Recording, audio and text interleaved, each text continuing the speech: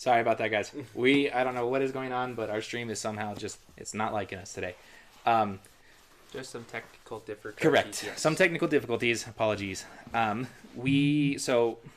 we're going to move on from our ward debate, from our ward rant, and we're going to move on to the invade, what's been happening. So they have a new item out for a consumable for junglers, since most junglers don't need to buy consumables all that much, other maybe for the occasional ward or two. You now have a consumable called Hand of the Gods. So if you do get, by the off chance that someone is still trying to invade meta in Season 7, you will now have a consumable that does 150 true damage instantly to only your side of jungle camps. Only jungle camps are affected by this. So that includes blue buff, back harpies on both sides, yellow buff or speed buff, purple, red, and gold fury side mid harpies. It does not include the mid harpies on the fire giant side. Correct. It also doesn't include the objectives like fire giant, pyromancer. I don't think it includes It won't oracles, include oracles.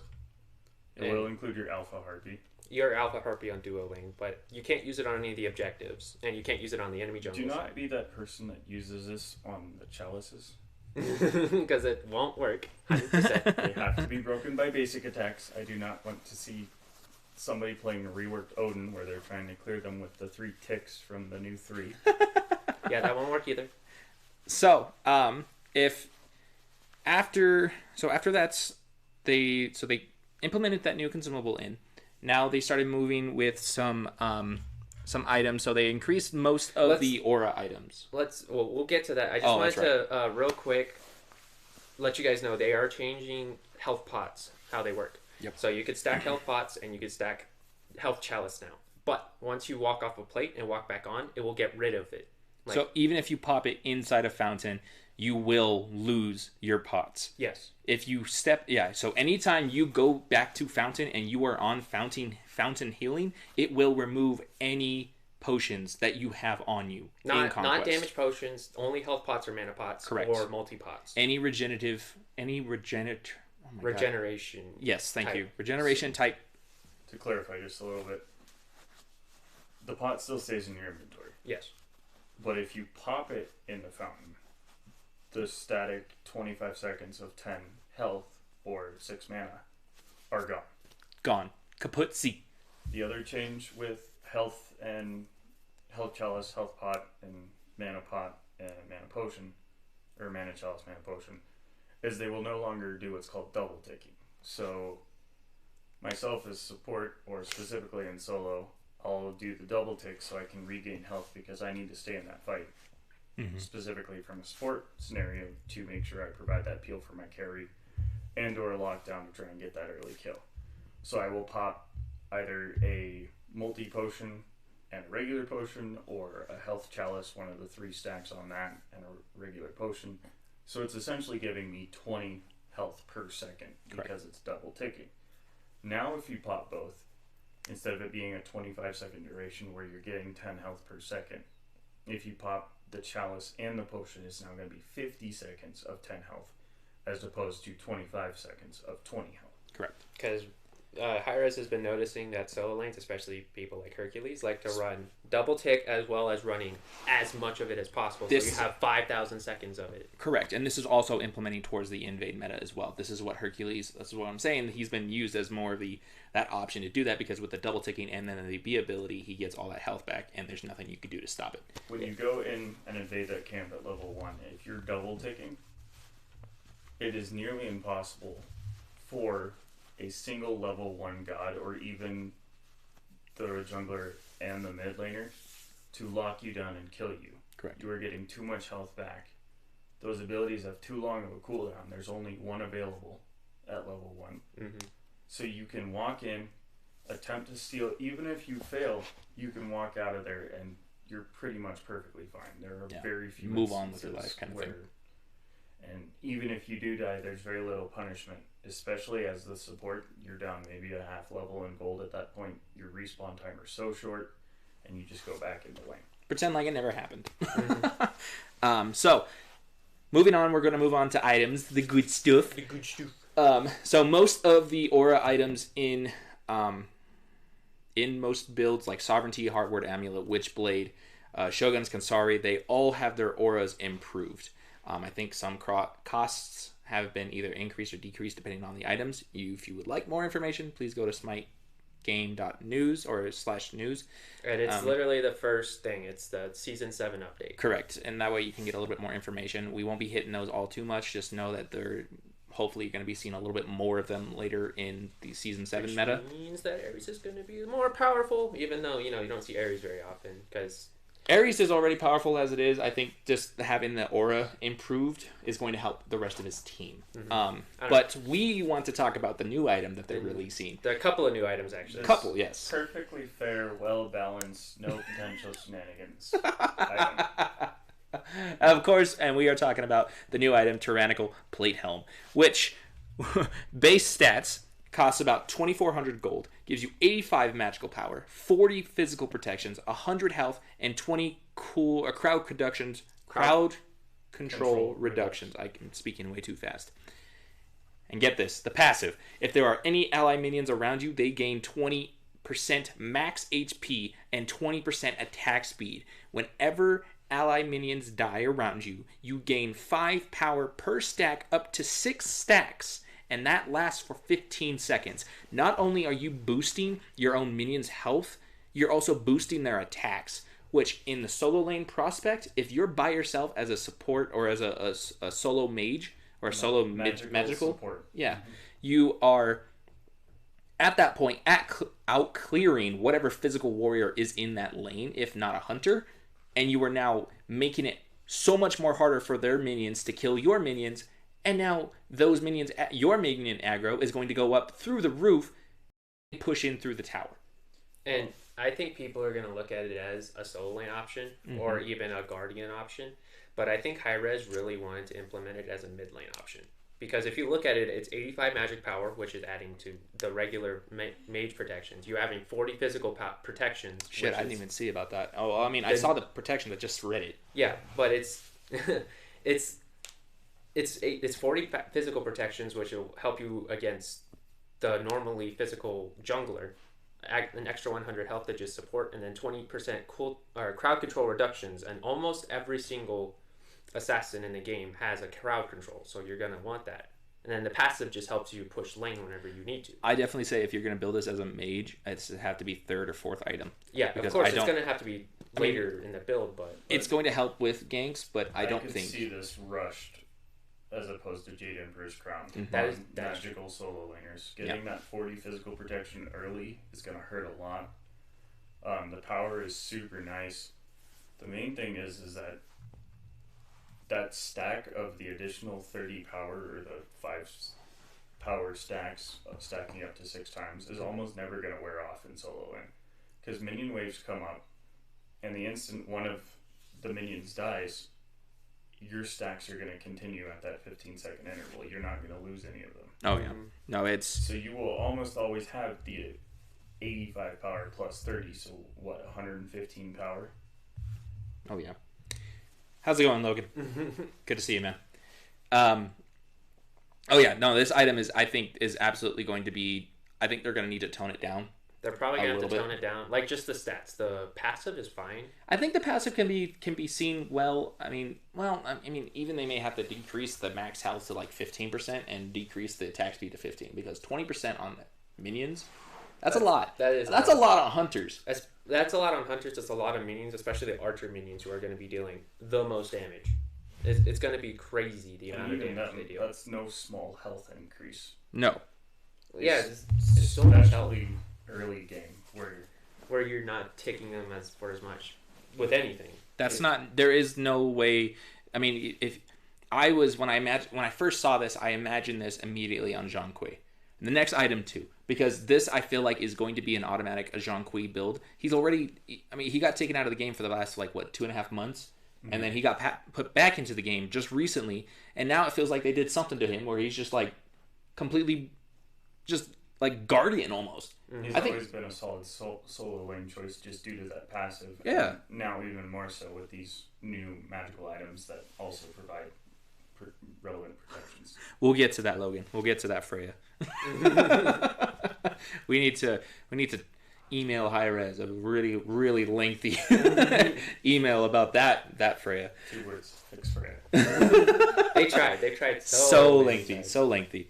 All right, so next item that we're going to go over, Stone of Fall is getting a rework. Correct. And so if all of you who remember the original Soul of Fall or the current Stone of Fall, any damage dealt to you over 20% of your max health will then be reduced to 10%. That sounds absolutely amazing on paper, other than the fact that it's got an internal cooldown. It's got an internal cooldown, and nobody built it because of that. Exactly. I mean, you might as well just keep that on consistently, but at that point, like, that's getting rid of most of, like, Soul Reaver's passive, Oshard's passive. I think the internal cooldown, they were like, that makes sense. You know, who's going to implement that much damage? So anyway. Any mage ever. So anyway, they're reworking it to Freya.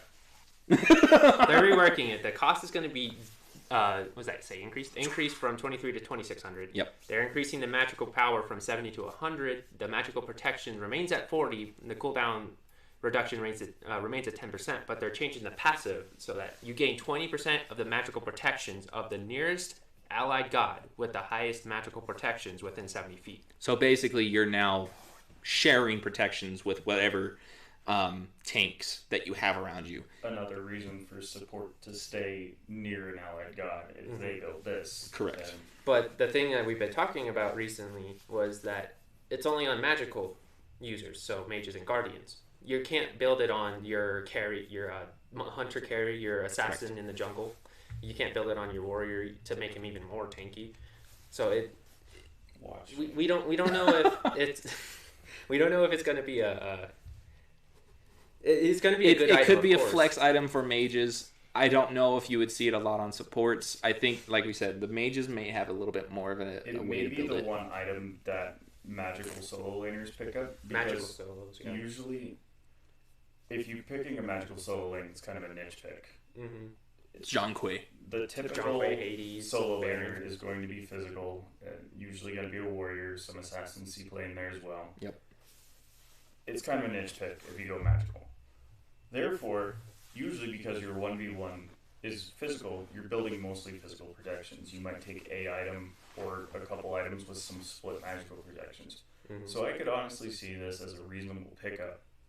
So you get some physical, or you get some magical protections if mid comes over to solo for a gank, but then also in teamfight phase, you're picking up most of the Guardian's magical protections, even though you did not build a lot as a solo laner. So you're now giving the misconception of, hey, I look squishy, but now I'm tanky. Mm-hmm. Try to kill me. The other thing that we talked about a little bit was if your duo lane, instead of went a Guardian Hunter, went a Warrior ADC mage. And then you could definitely... Guardian, because warriors can't build this, we just went over that. Well, no. The mage ADC The builds mage it. ADC But builds it so that they take the... that would have to be like one of the last items just to make sure that they have some type of sustain if it's a heavy and mage comp. Like we said, it'd be basically, if it's a mage building it, it's the one defensive item the mage is building. Because you mostly want the damage on mages. So but you with, damage items. with the increase of 70, or from 70 to 100 power, it's still viable. you're not actually losing that much by going. Yeah, it's still a viable option. It's actually, I think at this point, it probably has more power than most of the other damage items that you could build. So it's just an interesting thing to think about. Should we move on to Ring of Hecate? Yes, sir. Yeah. Oh, ring. Oh yeah, that was about to say. So yes, so our next item is the Ring of Hecate. The What the heck did you just say? Hecate. It's Greek. It's It's Greek. She's a wizard. Well, it's all Greek to me. So this item, they are replacing Shaman's Ring because they felt that it took way too long. So what? Okay, so let's see. the thing that Tyra said about Shaman's Ring was it was worse than most every other item in the game that you could build. So to quote them exactly, the ring tree was largely focused around go-to items for magical ADC. Shaman's Ring, however, felt like the odd item out when compared mathematically to items like Spear of Desolation, filled the same role but less effectively. We're removing this item to make room for the Ring of Hecate. We do not think the tech is interested behind this. We do think the tech is interesting behind this item. We'll be looking forward to it in future items. So basically, they replaced Shaman's Ring with this new ring, and it's going to give you 80% magical power, 20% attack speed. 80% or just 80? 80 magic power. Okay, Thank you. 80% attack Magical speed. power. Sucks. 20% attack speed, 12% life steal, and this thing's going to cost 2,600. The passive is whenever you're hitting enemy gods with basic attacks, it gives you one stack of 2% life steal, stacks up to 5 times, and the stacks last for 5 seconds. Holy shit. That's 22% lifesteal on a single item. Immediately Soul, Chronos, and Oleron has then bumped up to like A to almost S tier at this point, because now they can almost outbox almost every freaking hunter.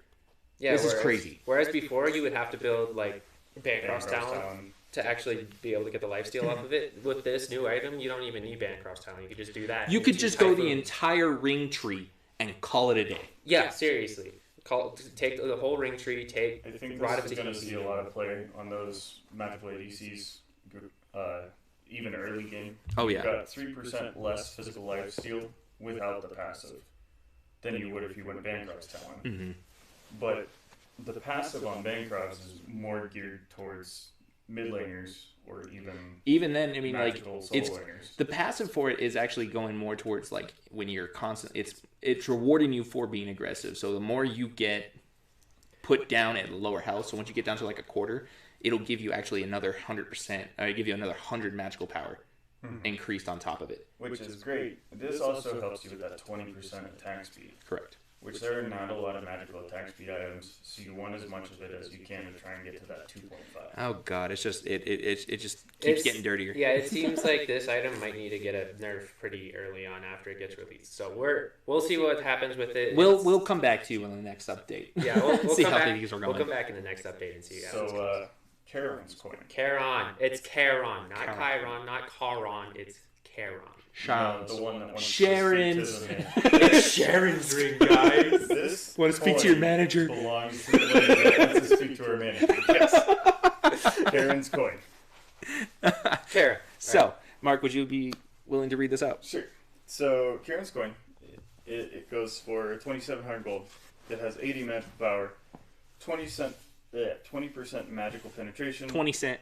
20 cent. It makes sense. 'Cause it's a coin. And 20 MP5. So overall, decent base stats. The passive is what is very unique for this item. Very. So passive, on a god killer assist, a coin gets flipped. If heads, you get a stack of 7 MP5. If tails, you get a stack of 2% movement speed. Each effect can stack up to 4 times. You also gain 1 gold. Evolution, on a god kill or assist, a coin is flipped. If heads, you gain 150 health over 6 seconds. If tails, you gain 5% movement speed over 6 seconds. So You also gain 1 gold. So you get Whew. 1 additional gold Benefits. for and killing a god. And to evolve the stack from its base to the evolution state, you have to get each of the first 4. So you have to get 4 movement speed stacks, and you have to get 4 of the MP5 stacks. And once you get 4 of one stack, it will stop giving you those stacks and start giving you the other stack. It's random chance if it gives you all 4 first, or if it gives you a combination of them. So you're needing to oh yeah, flexing so hard there, Pricey. So you need to definitely be, to benefit from this, you have to be aggroing as much as you can, assisting with kills, you're getting kills, because the only way you're going to get this working in your own benefit, other than it just costing you a bunch of gold in the beginning, is you need to be getting those kills. You're not getting those kills, I wouldn't say, I think this would be good, especially on Poseidon. I think we were talking about magical junglers. Yep. That this could be really good on. Al Kwong might make an appearance coming with this. With the new freaking... the new ring? The new Al ring? Kwong is Oh gonna my be god. overpowered. Oh my god, I completely forgot about Al Kwong with that Kwong- ring. Yeah, Al Holy Kwong is just crap. gonna be straight dumb. I mean, all these new items are geared towards magical, and they're not adding any new physical items. But I think they did that like last couple patches, and they had a bunch of new or reworked physical items for all the physical guys. But So anyway. going from there, there is a lot of magical. They have they have released a smaller section of patch notes for magical penetration. I would suggest reading up on those on their website, because they are removing a lot of penetration from mages, from hunters, or from mages, from both magical and physical. Yeah. They're decreasing it all around because they're trying to say that you do not need to build this much penetration, at least focus these penetration items in order to win the game. You don't have to just keep a heavy pen build and forego all these other items that have not been played for who knows how long. Mm-hmm. And now what this is doing is it's opening up the door for newer, uniquer builds. Nobody's going to be copy and pasting anything. It's going to help out so much more on team fight because now you can not only uniquely counter build, but now you can just build the way you want to, replace it with something that you don't, because now all these new items are going to have penetration added onto it. So mostly what they're focusing on is Oshard. Oshard's not going to be doing the amount of penetration that it does. Oshard was was like a big focus. Correct. But Spear of Magus was the main focus. They wanted to make sure that protection shred that it was doing is not going to be doing that as much anymore. So what they're going to be doing instead, rather than having a huge magical shred, is now it's going to increase the damage take per subsequent hit by 5 for 6 seconds, I believe. So yeah, what they're doing is they're changing the passive for every ability you hit on a god, it reduces their protections. Correct. They're changing it to every time a god is hit by the same ability multiple times, it deals more damage, basically. So it's changing from a shred to a damage over time item. They're trying to increase power. Power is the key. It doesn't matter how... I mean, it does matter. Your pen does help how much you get past protections, but if you have enough power, you really don't need all that much penetration to punch through. So the main thing they're changing is they're going away from what was called flat pen. Mm-hmm. So flat pen was on items where it says 10 magical penetration. It's 10 flat pen. Now it's all percentage pen. And a lot of these items are getting 10% percent as opposed to just flat pen. Yeah. Now the reason why that's both good and bad, so most gods have a base of 30 protections of both kinds, and then it goes up scaling per level depending on what class you're in. Most your squishies, like your junglers, your ADCs, your mids are not building additional protections. Correct. They might get some from the aura items of the sport if they're nearby, or solo if solo builds aura items, but really they're not focusing on that. So before, when you've got 30, we'll say mid-game, so like 35, 37 magical protection, and you've got something that has 10 or 15 protection mitigation on there, that's doing a lot to that very minimal amount of protection that those squishy characters have. Correct. Mm-hmm. Now with percent pin, if you've got 30 magical protection and 10% magical reduction, you're losing 3 protections off that. Versus 10, yeah. Versus 10. But on the flip side, it's actually doing a lot more towards your penetration against tanks. Mm-hmm. So your average tank has around 240, give or take, magical protections towards full build. And so rather than just taking 10 off that, now they're down to 230, whoop-de-doo. Now you're taking off a full 10%, which is 24 protections on that 240 build. So whereas you stack a 10 and a 15 flat pen, you're making them lose 25. Mm-hmm. You stack two 10% pen items on a tank, they're losing 24 times 2, so 48 out of that 240 versus 25. That is a huge difference by just 2 items on your build. Yeah. So it'll help shred tanks more effectively, but at the same time, those few protections that your squishies do have are going to be less mitigated. Whew. So y'all get that.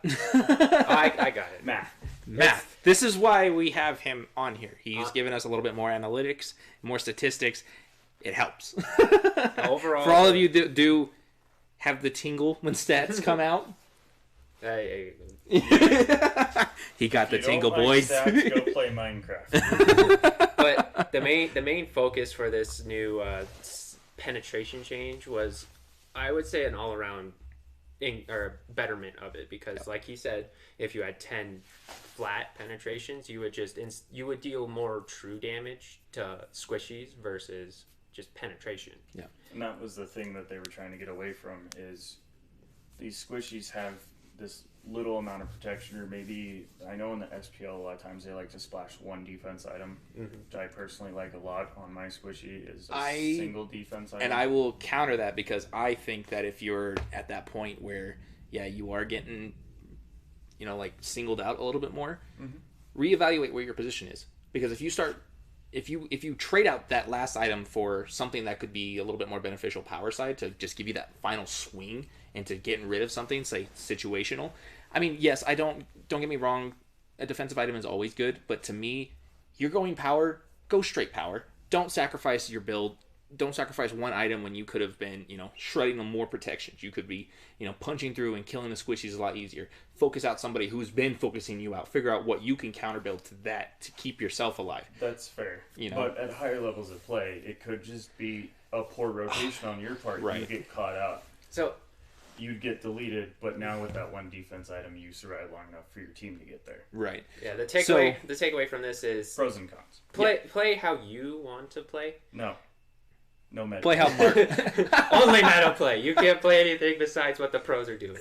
And that's no bed cloak. Completely counteracts everything we've said so far. Bed cloak, no one take that. It's a bad item. It's a bad relic. Oh, we're starting that rant now.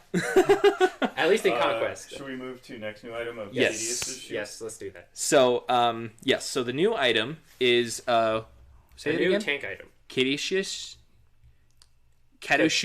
shield. Cashew shield.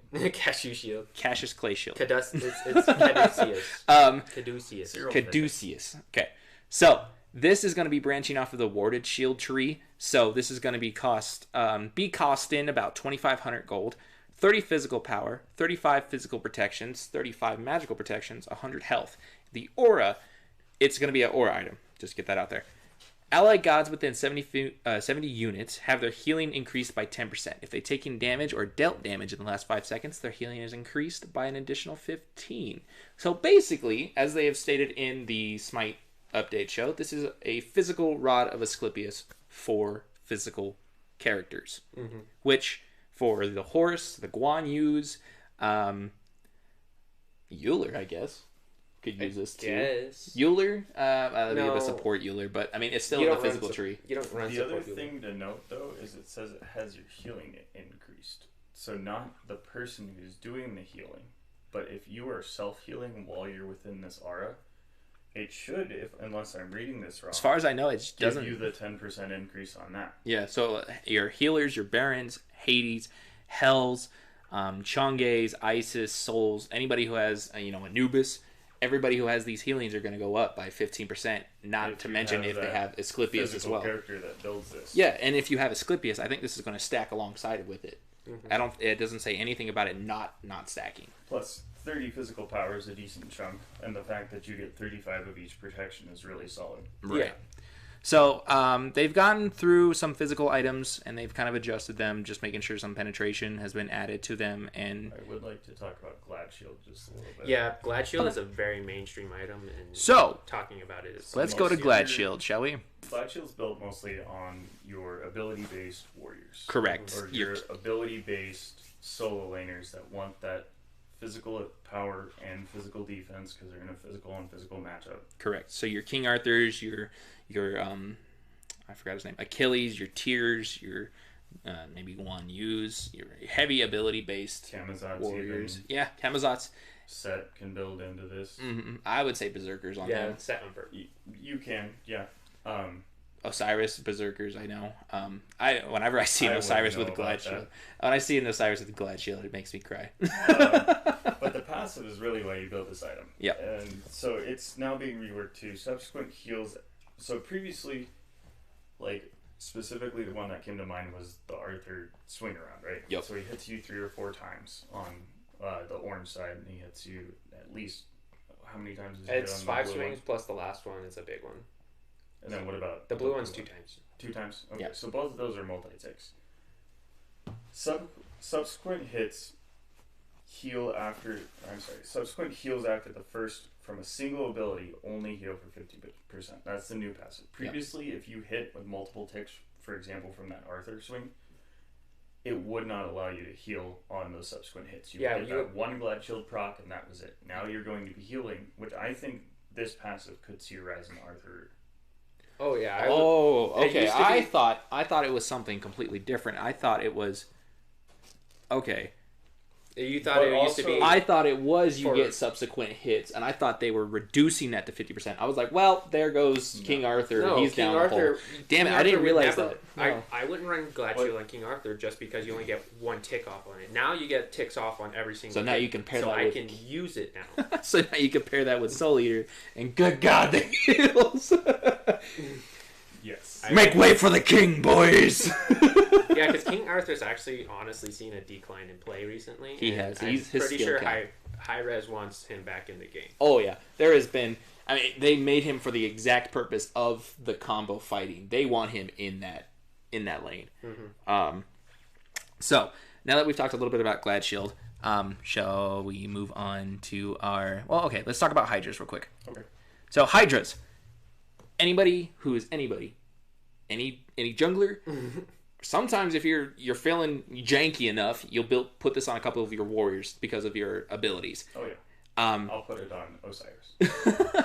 Hydra's basic attack proc has been reduced from 50% to 40%, which I think it's not the best, but it's a start. If I could start to see, especially with like Susanos and Thors and anybody who has those abilities and a pull grab. The Zonkui thing with his Susano and just remove him from the game. It's just to be fair, the amount of people that I've been seeing playing Susano know what the hell they're doing, but the ability proc from the X should not be able to proc after multiple abilities used in one ability. Does that make sense? Yeah. I feel like Hydra shouldn't be procced that much in that one ability, because not only is that shredding so much, I mean, yes, it is a very unique ability, but I think that it should follow that same amount of rules. You might as well use all three abilities and then get that proc, or pull them back, proc it, and then there you go.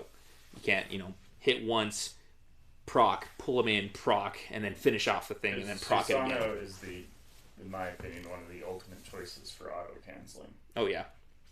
Anybody who is good with auto canceling needs to get good with Susano. It not only with his abilities, but his ultimate is really good for disruption. Mm-hmm. So it only I'm hurts a lot. yeah. It so only I'm hurts hoping. a lot. So I'm hoping that'll help out with at least mid laners. All right, Ooh, so we go moving to. Should we go to the gods and their reworks and this is our good time to move into the tier list. I guess so. All right. What about Ranger's Mask? Okay, so rank. No, I'm kidding. I don't. Who builds that? I build that. I know You build it, but that's But I for build your it- I that's build for it your on janky Athena. I build it on Athena jungle, and people, Athena jungle works. Trust me. So we are now going to continue this by We're moving on to the tier list. we're moving on to our tier list for season 7. How we think things are going to play out for at least the first couple of months, and then This hopefully we'll see tier a list shift. is different than any that's ever been done before. And the reason I say that is because we replaced all the god images with tiers, so it's a tier list. It'll be 107 tiers. This tier looks pretty cool. He's gonna go. You know what? I might do a show where we just have this tier. I think tier goes in the S class. Nah, this is the D class tier. This one's the Loki. Where's the Z class? There we go. I'm literally gonna throw him in the recycle bin, guys. Are you sure you want to delete that? Yeah. So, alrighty, let's move on to our tier list, shall we? So, first we're gonna be starting off with our Achilles. So, how do we feel where Achilles is sitting right here, right now? Achilles, honestly, is I would say he's at least, I would say S or A plus, high up there. He's not unbeatable, but the reason I would put him there is he's not one of those that's situational where you pick him as a counter. Yeah. He's one of those that has multiple good roles. Jungle and solo come to mind. completely agree. I would say, would you be able to keep an eye on which gods have the balances done on them? Yeah, let's see if these. So, we know that- they're not in freaking alphabetical order. So, Achilles yeah, had, he is having a nerf. A slight nerf. So his he's getting decreased physical power buff from the Radiant Glory. So his second ability, he's going to be getting a nerf. So I don't think that'll really affect. I don't him think so too either. much I as think far I'm- as tier list is placed. No, it's Yeah. gonna slightly decrease his ability power, but you don't notice it. let's put him in A just to be safe. Yeah. I think he's a Right, very he's well-rounded god. agrees. Yeah, A very He's a very well-rounded god. He brings a lot to the table. His executes definitely help with those in Threshold. Mm-hmm. You know, he's got some early. Okay, he's these are got all some in really alphabetical good pressure. order. Also, he has consistent mobility in lane. Oh yeah, absolutely. Very That's hard very to true. pin down. Agni. How do we all feel about Agni? He's B. I don't think he's very B at prevalent most. this year. Yeah, he was not very prevalent last A season. good Agni can do a lot. Of course. But you're really only picking Agni if that's your thing. The Yeah. thing that I found about Agni, because I recently just played him, because I was like, oh, people haven't played against an Agni very long time. My unfortunate reality turned out that I was fighting a Hades, and what I found out was that Hades will out clear me and out damage me because of his faster animation times. Agni has such long animation times that it does not allow him to keep up with these fast burst mages, especially his ultimate. You ever try firing his ultimate in a life or death situation, you are literally self-rooted for the entire duration that you ult. Yeah, Pricey. No one's seen him very much, and I think this is the main reason is because people feel like he's slow. Yeah, there's no way. You have to time his abilities really well, and if you miss one, back to the drawing board, you know? A good Agni can do a lot, but too many times Agni uses the dash to clear, or Agni uses the dash. And as a roaming support, I see an Agni down with his dash on cooldown. Tasty treat. Yeah, It's delicious. That dash has a very long recharge. It has a very long cooldown. Once it's on cooldown, he can't do anything. Yeah, and like we said, don't get me wrong, Agni in the There are good good hands Agni is... players out there. We've There seen is.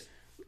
I just don't think he's all that relevant for this year. His I don't think he is. ultimate is good, but it's not because the stun is on his one, and his ult is just straight damage I thought without his... a crowd control on Yeah. it. It's not that great in team fighting. It's just damage. I always thought Agni's one ability did explosion damage. It does not. The only thing that it does tick damage when you first deploy it. And then after you explode it, it does nothing but a stun. Mm-hmm. So I have tried lining up kills with that thing. And I'm like, where's the damage? And I'm like, where in the hell? It's like, that should have killed somebody. Rather instead, it just did the stun and no health was moved. And I was like, Yeah. what the hell? And Pricey's saying unconventional skill shots, especially with that ult, because it takes so long to fire it off. It takes so long to hit the ground Someone could that get you out of there. have to lead them at least 2 or 3 seconds in advance. Don't get me wrong. Hitting a Hades when he's in ultimate with all 3 shots, oh, it's beautiful. But it's not going to kill him. Yeah. So, I mean, I say he's a B because you can definitely see him up there, but you don't see him very. I would say very. B tier. Yeah. Amuzin Cop. We I haven't would seen him very much, but he is still a really good pick. I would say, yeah. I would say Probably, do you think B as well? Not as much seen, but still has potential. B+. B plus. B plus. I think he's better than an Agni. He's better than He Agni. can go mid. He can go ADC. His really only detriment is he does not have an escape. Yeah. You have to kill the person that's chasing you, or you're dead. Correct. It's kill or be killed with him. Mm-hmm. B killed. Bees. And I think that's all we need to say about him. Opwash. I wouldn't exactly pick Opwash in this meta, or Not just right at the now. stars in season 6. He does have a good ultimate. It's got a good zone denial area, but I do not feel that with some of the mages that are out there right now, I do not feel that he. I think could. he's gonna go up, You think so? specifically because of that new ring, the lifesteal ring. You really think they could put? And- So you're predicting that most mages now are going to build that ring and have that percentage of attack And- speed. The shield that also increases all healing. So we got a couple of items that I'm not saying it's going to be a huge jump, but I think it is going to be, especially early in season 7, where it's amongst casuals. It's tasty treat. I want to build these new items. Right, but in that Having that regard, anti-heal. in that regard, though, I am seeing a rise of aggressive mages that will come in, tower dive, and take the kill, take and confirm the kill. Kuhu is one of them. Anubis is one of another. Hades, But- Chang'e. Think about this. All the gods that you just stated have an escape or have the ability to sustain through the tower shots. Right. Opwash doesn't have that. No, he's got the range, but if he's defending behind tower, he has to then line up his shots like I think we were he's saying, another B skill tier. shot. Yeah, he's going to be I B think he's tier. B tier. Because there's definitely good Opwash players out there. We've seen it. He can be unstoppable, but Well, there's good players for any of these. That's Exactly. not what defines what tier they go in. yeah, I know. But our tier list is what we feel it to be. So, This is how we feel the casuals are gonna go. This Yeah. could be in Conquest. This could be, I'm thinking Conquest and Joust mainly. Arena, you could play anything. I wouldn't move Achilles up to A+. Is that bugging you? Yes. Because We can move him up to A+. I mean, he won Worlds. There's a reason why he won Worlds. there's a reason. Because he was picked in every single match. Oh yeah, they did not Nobody ban him. banned him, and he was picked in every match, and that literally won them the game. Yep. I mean, the Ama picks on there. I swear to God, I see another Amaterasu picked in the solo lane, I'm going to go over to your house and smack you. Unless I do it. I mean, even then, I'll still go over and smack you. Nobody's excluded from this. Who's up next? Is that Ama or Honor? That's on her. On her, I think, goes in at least B+ or A. I think he's got... I would say he's a better sleeper. than an AMC. Yeah, Yeah, he's definitely a sleeper. He was definitely... I mean, if you guys watched Rival at Worlds, I don't know if you guys He's do got or a not, solid stun on the 2, which is great. He can make his own thing to run him into. Yep. Plus, just the AoE around that pillar is gross. Mm-hmm. Having a knock up on the jump is really good. You can use it as an engage or an escape. And then you also have CC immunity on the ult, which is... A lot of hunters don't have that CC immunity. Yeah, he does bring a lot to the table, and I love... The ultimate is definitely a way to easily pill. You'll have to excuse me, I already jumped ahead on the next one. Oh. What was the next one? Ama. I mean, put yeah, we her in talked about C. her a little bit. She... Put her in C tier. She's... I think she's right above Loki because, like, at the start of mid season 6. Oh yeah, he's not. Where's Loki? Just put him in F Not tier right he's now. not even on the tier list right now. I'm just kidding. we put him in the recycling. Find the bin. Loki in the garbage. It's like playing Where's Waldo, except we won because we didn't put Waldo. So I'm putting Ama. Personally, Ama I think is in C tier. I do not, other than her stun, she doesn't bring a whole lot. She's basic attack oriented. There's too many ability based Achilles, too many ability based warriors out there who are out damaging her, out punishing her, and she doesn't have a way of retaliating against it. Even Osiris does better than Amaterasu. I think she might be better post season 7 start when we get all these new R effects because she has that R on her first ability. She's very self-centered ability wise, but I don't think she's gonna do a lot in the solo lane. I think she's gonna fill more of a support role as a warrior. Oh yeah. So do you guys feel okay with me putting her in the C tier for now? If we do see a rise in her coming up, I am more than happy to say I was wrong and bring that back up. But for right now, Ama is trash. yeah, I think Ama is trash. right now. There's very few people that do enough with her to where It feels sure, impactful. come up, slap me with your wet noodle, get your berserkers procs, whatever. I'm just gonna wait until my I'll kill your shows up lane and and hits put you with back a on the crack tower. up your butt. Yeah, exactly. Anubis. He's like in the S tier. Yeah, I'm only saying S tier because everybody's playing him. Everyone's playing him, and he's so easy to play that anyone can be S tier with him. You don't even have to hit your freaking wraps. You just hit him with your X You and your just- B ability. You just throw down your B or your third ability, and you win. Yeah. It doesn't matter what you do. Yeah. You can miss your wrap ult and still get the kill. So okay, for the next one, Ao Kwang. We have not seen him. Ao Kwang is almost in the D tier, but I because would we're wanna put him participation. In B at Yeah, least. exactly. That's what I was thinking too. Because Because of the rise of these new items, I think he's gonna pop off. He's gonna pop off, but also he's a sleeper. Yeah. He can hyper carry games if you build I'd be tempted correctly. to put B plus. B. I think I'm gonna say B for right now Okay. because of there hasn't been so much Ao Kwang. I think it's gonna take a minute for. I think whenever Hi-Rez changed his passive, he dropped off a lot because they missed having the. But this is gonna replace his passive now, or Yeah. go work side by side like it was his old passive. This is gonna be almost as broken as the old Golden Blade, Heartseeker with Mercury. This is going to implement him, and he's going to be the Hecate ring builder. Alright, who's up next? Aphrodite. I don't know. She's low for sure because we haven't seen her, but B. also I don't think she's as bad as an Ama. yeah. I mean, you single her out. Do not build her in support. Please don't. Just don't. Just either go solo lane or go mid. I mean, you know what? Don't even play her in Conquest. She has no role in the Conquest. She does good work in the team fight. Yeah. She does good Helps work. the saying. She makes it very difficult to siege a Phoenix on the losing back foot. But early game, I think she doesn't have the peel necessary to be a solid support. The healing is nice, but once some people get some anti-heal items online, that falls off really quickly. I she think doesn't have a dash. She has a little bit of a get off me. Yeah. But it's really kind of rough to try and... Did you know that a Loki ult on an Afro hitting back off will cause you to no longer use your ult on her, and you're now just standing right behind her? Interesting. Yep. That's why we play seeing Loki in the trash. Because you literally are looking at this god and you're like, well, shit. Alright. Apollo. I think Apollo's going up to like B plus or A. Yeah, I would say B plus. B plus is a pretty good spot for him. He's got a stun, which is good. He could definitely outbox clear. Oleron if he can. The main thing is his passive is insane. Yeah. And then his global ultimate. So and global pressure especially will he can go where you need him. It does insane damage dropping down.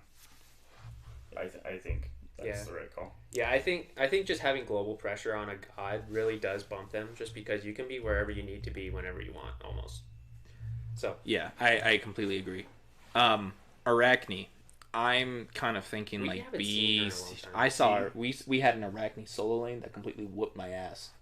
Arachne is kind of good if she's your thing. You have to be able to get up close. It's too easy as Arachne, in my opinion, to get focused out in a team. Oh, that's what it was. I was playing Thor solo. You're playing Thor solo, and that did not work. It was did not work well for me.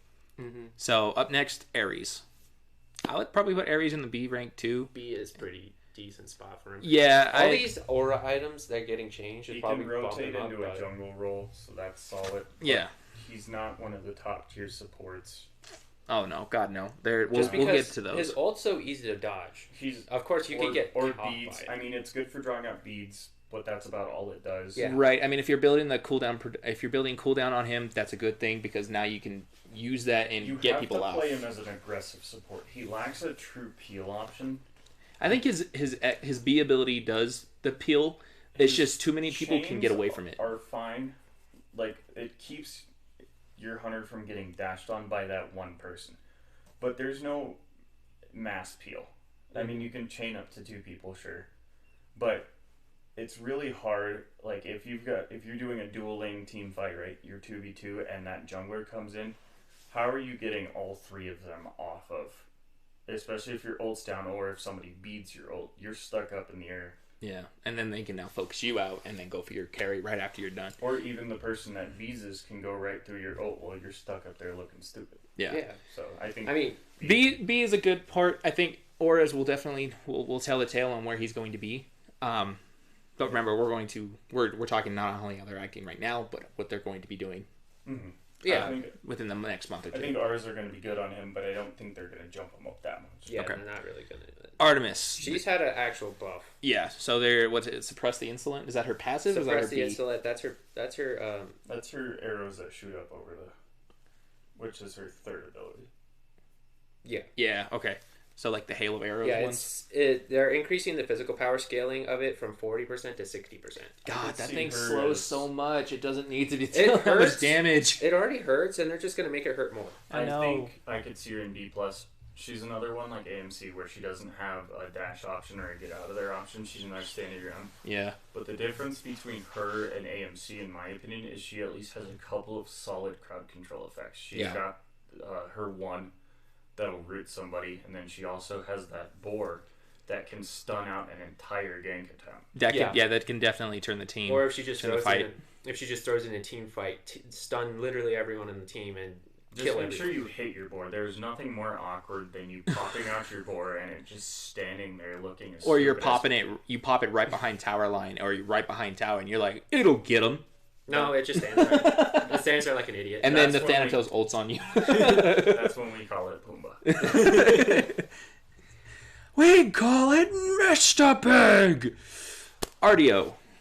I'd probably put Ardio in the B class. I really haven't seen much of her. She's a high aggressive. She's high aggressive, but I mean, she's not she doesn't have very high appeal though. She doesn't, but I think she's better than Ares. Yes.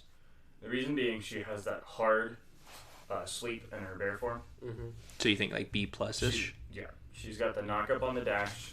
She's got a slow on her second ability in human form. She's got a root on her 3, so she has 4 solid options. She's an aggressive support, so you cannot sit back like a Geb or a Khepri and play the Wait peel for game. the opportunities. You have to play the aggressive engage, but you have enough CC to be super annoying and Yeah. enough to set up kills for that ADC so that they can self-peel, as it were. Mm-hmm. Athena. What do we think about Athena? I think B+. B+. Okay. Because, I mean, I run Athena and I run her super jank, and so people are You- going to be like, what the hell? You don't But run her in the support normal role. people, normal people run her in the support role. I run her in the jungle role. We do see a lot of issues with. She could definitely disrupt a team fight really, really quickly. That taunt is potent. Not only that, but I have seen her go full tank build and still do a shit ton of damage. And I'm like, where the hell is this coming from? Plus, that global ultimate is insane. Mhm. Anyone with the global ultimate, I think, automatically jumps up. Yeah, like, yeah. At least a half At tier. least Rat for right now. I don't know how Rat's sitting. Well, That's Rats a later on. semi-global, but this is a full-on global. Yeah. You Yeah. can get anywhere on the battlefield with this that you need to be. And it puts any sort of awkward 1v1 situation into potentially a 2v1 where you've got a full health support coming in. And Yeah. as soon as she drops, you know you're going to get taunted. And you can even draw out of beads because that pre-beads it. And then you can taunt. The mind games with her are gross. Oh yeah, absolutely. Awilix. I personally want to say Awilix in the A rank just because of how much she's been seen. She's got a lot of think so, abilities. too. She's, I mean, she's got so much. And she's Her- not going through a nerf right now. No, she's God, kind no. of flown under Hi-Rez's radar. Oh yeah. She's got some pretty high CC potential, as well as just the damage output she can deal. And the thing is that she's so technical that you can automatically tell who's a good Awilix player right off the bat. Yes. You know, I for one am not. I am not a good Awilix player, and it shows. I used to not be. I used to, but then I started to play her a little bit, and I figured her out, and it's gross. Yeah, it's absolutely disgusting the amount of damage that an Awilix can put out. You know, it's A Wheelix gets that much grosser if you build a team comp with a couple knockups in there. So if Yes. you have a backup support or a Geb support, if you got Vulcan mids, you don't want to rely on that too heavily, though. You definitely want to make Well, sure you're getting there. at least one additional with the Wheelix if you're drafting it together as a team, as a group, and you're in party. I would suggest doing at least one other consistent knockup on there, so she still has that ult available if her knockup is on cooldown. Yeah. Mm-hmm. Okay. Bacchus. Okay, Bacchus has okay, been. JD, you're gonna say Mercury SS. We're not even there yet. Shut up. We'll get there. Calm down. Calm down there, Shady. Bacchus has been. tier, Yeah, he's at least A tier. He's a magical guardian assassin He that does can so build. much freaking damage. I know he could build so tanky, and then build one item of damage, and you're like, that's all I got was the damage. You literally just jump in, and intoxicate, burp on them, they die. Yeah, it's disgusting. And they could kill 2 to 3 people with that too. Is gross. Maybe I should try. Jackson, if you're watching, Bacchus. Bacchusura. I think Bacchusura is a sleeper as He's of a this point. definite sleeper. And I think he is dealing too much damage, and the fact that his ult slows people. I didn't even know it slowed people until recently too. and it's a cripple It's a cripple, it's a slow, and it spawns minions. He's also CC immune, right? for like a second and a A half. very short amount of time. That's why when you tried to kill him that one day, you tried to hit him with a Kumba knockup and he didn't go, and you were like, the fuck? Any amount of CC immunity, I think, is really good. Just getting that essentially free beads in your kit Oh, yeah.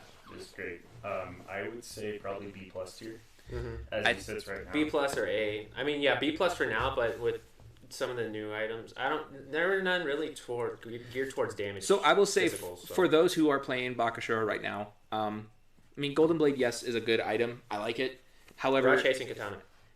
yeah, Hastening Katana I think would be a better option than Golden Blade. I mean, you're Honestly, though, I'd say build damage first. Build a damage item first. go and then build Hasten transcend, Katana. build Transcendence, go into hasten, I go can into see executioners. Crusher being good on him too. Yeah, I mean Crusher would be good, but he's basically he's a mainly basic basic attack attack. oriented. Yeah, so his abilities Probably one will brawlers, hurt. depending on team comp. Right, his abilities will hurt, but I mean if you're gonna go into a brawlers, I would say just go Toxic Blade at that point. You're already killing enough basic attacks. Yeah, you do Toxic Blade. His then you- ultimate will apply Toxic Blade to people as he's hitting them because it's basically just a zone area basic attack. Mhm. So I mean, What do you it's think of the trident on him? Hydras. Mm-hmm. His B ability will work, but it's I mean, I would say Hydras It goes only on frosts the once, right? yeah. So if you No, it stacks. Well, on if you don't use your abilities. So if Right. you use your abilities and It'll don't stack till you hit your next basic. right, but that stacking will give you MP5 you lost. It's not going to increase the power Fair. that it's going to hit you with. But you want those on people like Mercury, where they're reliant on their abilities and then a basic attack to confirm it. So after that, Baron. I think Baron's sitting at a good B plus era. I don't see him played all that much. He's a good solo laner, He's better than he is a mid laner. He's not awful in mid. He's definitely mid playable. I agree more solo. The nice thing is he's got that sustain built in. Yeah. Which a lot of mages don't. But there's another thing. He is getting a buff. Right. He's getting an early game buff. He's not getting a late game buff. His Vivid Gaze, I think it's called, right? Yeah, his X ability. The 2-line attacks are going to have from 60 to 240 scaling to 80 240. I think he might go into A tier. He might go in A tier just because I think Hi-Rez saw that. he dropped him in B plus. Okay. B plus for now, but I think he might go up to A tier. I think especially so, with some too. of the new So items. right now it looks like obviously S are great, and then anything to like A plus or A to B plus is what you want to be picking. Anything lower than that S has to their A. niches. Yeah, and then I would debate then even some of the B. D. The B pluses would be decent picks if most everything else on your team is in that A. Yeah. And then D rank, you never pick them because they're trash. Unless you're a troll. Unless you're a Despite troll. Me being JRR Troll King, I don't even stoop that low to play Loki. Hey, I do. So, yeah, we'll throw Baron into Is that, B plus for is that now. Bastet I see? It's his Bastet. Bastet's getting a rework actually, which is Bastet, Oh, boy. I think, is going to be... Bastet's going to be in plus? like A plus or S tier because Oh, this God, new yeah. rework I is going to don't make her think janky and she'll broken be as all hell. S tier. I don't think A S. plus. I think A plus only because she's going to be.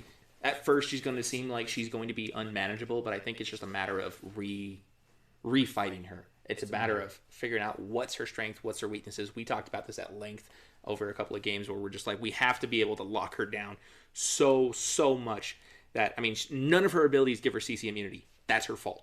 Right then and there, you have to have something, a Poseidon Whirlpool, Poseidon Crack. Have that Kraken ready for her the minute she pounds and pop her up in the air. Have that ready. Get ready to whoop that. Especially anyone that has a hard stun.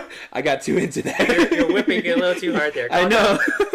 I think anyone that has a hard stun is going to have a decent counter pick. Yeah. So Kumba, freaking on her, Anubis, anyone that has a hard stun like that is going to be able to lock her down. If they use the pounce to engage and you hit them with that stun, it's going to be really a bad day for that Bastet. Probably just going to get insta deleted. So I think Bastet's going to be A plus. She seems really solid. Yeah. But I don't So- think she's going to be quite as Yeah. unbeatable as she's going to seem initially. I kind So- of want to just go over all the abilities and rework for her real quick so Okay. that people know what we're talking about. So she's getting a new passive, first of all. Whenever Bastet hits an enemy, she marks the target for a brief time. Marked targets leave behind a scent trail that she can follow, gaining movement speed while on the trail. Which I have yet to see that, because if that is... Because that might also be another Loki deterrent, because if Loki goes invisible, you just see the scent trail I and think you're like, that's- yeah. where are you going? The scent lasts for 3 Another seconds. reason Loki's D tier. The scent lasts for 3 seconds, and it's a 20% movement buff. Her Razor Whip is actually staying the same. Just changed its ability to sweep an instant cone to an instant cone. Update the FX accurately show where the ability deals damage. Blah blah blah. She's getting a new 3 ability. So instead of the leap, wait, what was on the 3 before? Oh, it was the dagger, wasn't it? The 3 previously was the line attack. The line attack that was like a dagger or whatever. So they're changing it to cats. So she sends a cat forward at her enemies. If it finds the enemy, it ensnares them. So if it hits an enemy, it doesn't say enemy god. It says enemy. It ensnares them, damaging them, and briefly rooting them. The cat persists for 4 seconds or until defeated, continuing to attack nearby enemies. The cat's attack applies a 2-second slow to the enemy. If Guardians of the that's the ultimate. The name is Guardians of Bast is active. She will command her guardians to also charge forward. So the root damage is 60 to 200 plus 65% physical power. Cat damage is 20 to 40 plus 30% of your in-hand power. Cat hit points have 2, so it's going to be the same as Caldeer. Caldeer has 5 hit points. The cats will have 2 hit points. It has to be 2 basic attacks to clear a cat. Yes, which means that ability DOT won't tick it at all, but Yorm basic attacks will absolutely demolish it, just like it's been demolishing everything else in existence. What are we on? Bastet? Okay. Yeah, I'm talking about the cats right now. Yep. The root duration is 1 second. The slow is 25%. It has a 12-second cooldown with a mana cost of 60 to 80. So the cats are going to be interesting. New ultimate ability, Guardians of Bast. She calls the loyal guardian cats to her side. These guardians will follow Bastet's orders, assisting her in any ability she casts. Whenever the guardians deal damage, they will deal a percent of the damage Bastet would have dealt. So the damage is 30 to 50%. Duration is 12 seconds. Cooldown of 90 seconds. Mana cost 80 to 100. And these cats are going to be like astral projections right So you'll next to her. know when she's in ultimate phase. Yes. When she's going to be having these new abilities. These new, like, I guess, additional effects on her The abilities. thing is that all the targeters for her first 3 abilities are now essentially 3 with a small overlapping area where all 3, both Bastet and the 2 cats, hit you. Mm-hmm. So if she can land the pounce, or if she can hit the razor whip, or if she can... If she can hit that whip hard enough. Cats is different, but Yeah. those first 2, if all 3 hit, you're taking 100% of what it would normally be plus 50% from each cat. So essentially you're taking 200% damage from what you would be for that initial. But that's only if the Bastet's accurate enough with that stuff. Like we said, you have to be ready for that coming in from the back line. Yeah. And then there's 3 cats that run out at you. So they didn't actually get rid of her old ult. They just changed it to a ult supplement kind of thing. Yeah. So I put her in A tier because I don't think she will be that much more effective than Achilles. I think once she drops in any Achilles, if she is going up against an Achilles, can just immediately stun her, keep her locked down, and then anybody can just try to jump on her. She would have to then beads to get back out, and then almost wasted that opportunity for her to dump her kit. We'll leave her there. yeah, I like her could see there. her moving up to A+. It really, I think, is going to depend on the player, how well they know their routes. Also, because she's going to be a jungler and nothing else that I can think of. yeah. We'll have to see how much the left side or the Gold Fury side mid laning changes, how effective a jungler can be. Yeah, that's very true because ganking on that Gold Fury side is going to be real challenging now. I think if you see a Bastet, especially if you're going to be by yourself, you need to go aggro into the Bastet. Attempt to make her use that pounce away. Yep. If she's using the cat or the razor whip, she's not going to want to go ultimate because the entire goal of the ultimate is to have your abilities up. If you can get those abilities on cooldown, it's going to reduce the effectiveness of the ultimate. The ult lasts for 12 seconds. So with any sort of CDR, especially late game, she's going to get about 2 casts of each ability, but early game she's going to get about 1 cast of those abilities. Oh, yeah. All right. Bologna. I've seen a drop in Bologna, to be honest. People play her too much, and so now she's gotten countered way too much. Like I said, the rise of ability-based warriors has taken its podium. Mm-hmm. We may see a flux back into the basic attack side, but I think for as of right now, basic attack gods, I would say other than Osiris. We'll get to him. Yeah, but we'll Eventually. get to him. I would say C tier. The reason that I think that she's about the same as Amma is Amma in B or C? C. Okay, that's where I would put her too. She lacks. Oh, good. I'm glad you agree. Because that's where I would put Bologna is beside Amma. Yeah. In my mind, they're very similar. They don't bring a lot to team fights. They're really self-centered. They both have a stun on the ult. Granted, Bologna's is immediate.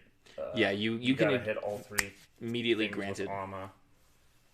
Other than that, they don't have any real CC on the abilities, and solo lane and team fight is essentially second tank. You want them to be able to, at least one god, peel them. Yeah, you want to be able to aggress them, and you want to be able to bring it down low enough. Focus on you. Right. Stun them. So that way lock your them mages, your assassins, your hunters can then focus them out, kill them, and then shift the team fight back to you and continue so you can take a tower Too many objective. times I've seen that Bologna do the whip and hit the wrong person. Who cares if your mid laner can't throw basic attacks? Yeah, Get the ADC. Come on. If you hit my support as I'm running at you, you're like, no basics for you. I'm like, great, stop. That's awesome. Watch this. I know. I love it so many times, like especially with like Thanatos and everybody who have like silences. I'm like, guess what? It's not a disarm. I could basic attack you to death, and then people who disarm me while I'm playing a Billy base, I'm like, oh, that's a shame. Cracking. And they're like, that shouldn't have happened. I silenced you. Be like, read your abilities. No, read your abilities. And Kabrakin. I'm just gonna plop him. I would say A tier. I would say A tier too. Kabrakin is unconventional. He is something that can be. He's literally the Hulk of the game. He is a magical jungler. he is. More Or so solo lane. You could throw him as solo. than Athena. Yeah, fair. He doesn't do a lot in the support role, although he could be a good support. He is. They like to call him the fat Loki, but I think Loki should take a few lessons from this guy, because this guy is by far the best team fighting assassin in the world. Super solid damage. Oh yeah. You can go hybrid very easily, or you can go straight damage. Both of them still hurt. All forms of his ability have some form of CC Yes. included in there. He's got one stun. His passive then allows him to accumulate a second stun. And then his stun on X his ability two. is so low that you can pop it again within another 5 seconds, stun him, get him in the tremor, tremble him, and then they can't do anything all that well, and then confirm it. His ult. Yep. Then hit him with the one. Stunned him. But because I had Staff of Mirrodin, stunned him again, and then stunned him a third time, and they were dead. Some people will call that hacking. I call that game Knowing your items and using your passive correctly. And then it's also funny when you throw Gem of Isolation on him and they can't walk out of your tremble. Gem of Iso plus Voidstone are your best friends on him, and they are gross. Yes, yeah, especially absolutely. whenever you start your Quakes and How did they that can't gem walk at all. How did that gem go on that Poseidon? It was nasty. I told you. Absolutely told you. I was kind of pettering out until I got there. I was about going 1 for 1. Like, I'd focus somebody out, kill them, but then once I got Gem, I was able to get 2 or 3 kills and just completely win team fights. Yeah. And they started recognizing that, and at like 45 minutes, they surrendered. Anyway, speaking of like read abilities, read weapons descriptions, because I know so many times I build my tanks based on what looks pretty. All green, all purple. We've seen high res change abilities because people don't read them. Don't talk. Do not start that No, argument. we're not. Do not start that. I'm not saying anything specific. Actually, I'm not saying anything specific, but I'm just saying read Starts your with an abilities X. and please. Loki. So, Camazotz. Anyway. I'm going to put Camazotz in like the A tier because, one, he's absolutely disgusting in damage. He is. He can go both jungle and solo very well. I would see him more in the jungle lane. He's fallen off in solo a little bit, but he was a decent counter pick to like Arthur. I really did not see that because I was like, I don't understand. I think Osiris was a better counter pick, and I don't think people recognize that. I think Osiris had the better counter pick to him because of how much King Arthur likes to rotate around a person. But at that point, there were so few, when Arthur was that dominant, there were so few counter picks in solo lane that you pick basically whatever worked. Camazotz has a large amount of sustain, which is what you want for solo lane. If you can go find those pools and drink them, that gives you so much health and so much mana, and you can just stay and farm. That's fair. Whenever we were playing that the 2v2 game of the mode day, there was that one time that there was a Camazotz, and he literally stood in tower and gained health in the tower. Oh yeah, those pools are absolutely. That's what I'm saying. That the amount of sustain that he has right there too. I mean, just doing it in his own jungle. Sleeper. Oh yeah, especially as a jungler having a CC immune ult, which is part of what we were hyping on. An up in the air ult as well. Untargetable CC immune.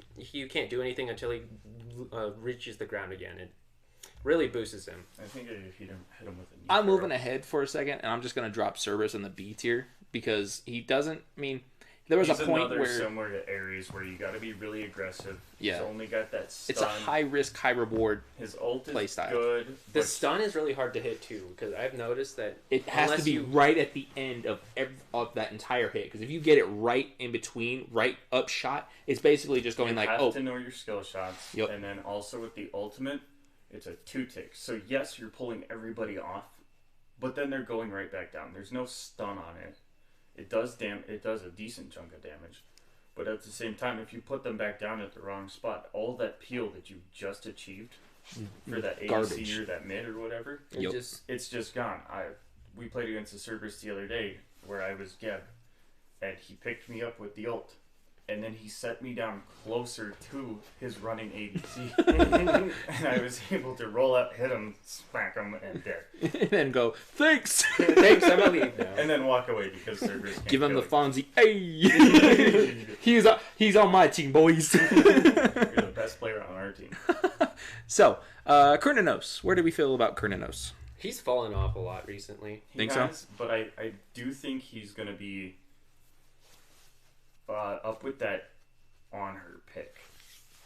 So right about the A tier. I would say B plus. I only I because wish there was a he tier does in have. between B plus and A, honestly, but yeah, That's I think B+. well, between those two, so I can put him An above A like, minus. like above AMC, but not quite as good as on her. Yeah. Oh, we'll say he's A He tier. has a dash to get out of there. He has a dash, He's he got a has a- solid root. It's a root. He's He got has- an insane team fight ult. Yeah. And his X gives him every form of aspect of CC that he would absolutely He's need. got a debuff, Well, he's got a almost freeze. he's got almost every single one of the CCs. He's got a polymorph. He's got a root. He doesn't have a stun, but he's got a slow. He's got a protection shred. He's I got think life steal. part And of he's the got reason power. We've seen him fall off is because there's a new hunter that starts with an H that everyone and their mother wants to play. Yeah, I think a Kernanos could take that hunter. Honestly, I think think if you so, could too. build him, If you can't Just infer right. who it is from here, get off. you haven't been Loki. playing Smite for the past 2 months. You haven't been playing Smite since like the But we'll last get update. into him later. Who's up next? So we're going next to Chalk. I think Chalk's going in the A tier. It could be argued for B plus, but because he turns the fight so much, not only in ranked but in casuals, because of his freaking ultimate. The damage that he does is insane. I do not think a warrior of that caliber should be doing that much damage. He's got a slow. He's got an easy out. Yeah, I could see him in A. I absolutely agree because Since we moved my Achilles up to A plus, so yeah. We'll put him I mean A. Chalk 'Cause is a good. Achilles in my mind is better than Chalk. Achilles is almost better than every warrior. But the thing is like, yeah, you can try to build to Chalk's healing aspect, yeah. but all he's going to do is just build tanky off of that. So The you can other thing- negate his I health, played but at Chalk the other day. His passive is disgusting in solo lane. oh yeah, The fact that he gets free ability cast without having to spend mana makes him able to, and he's got the 3, so he's got health sustain too. He sustains both so well that it is very difficult to force out. oh of yeah. Chalk.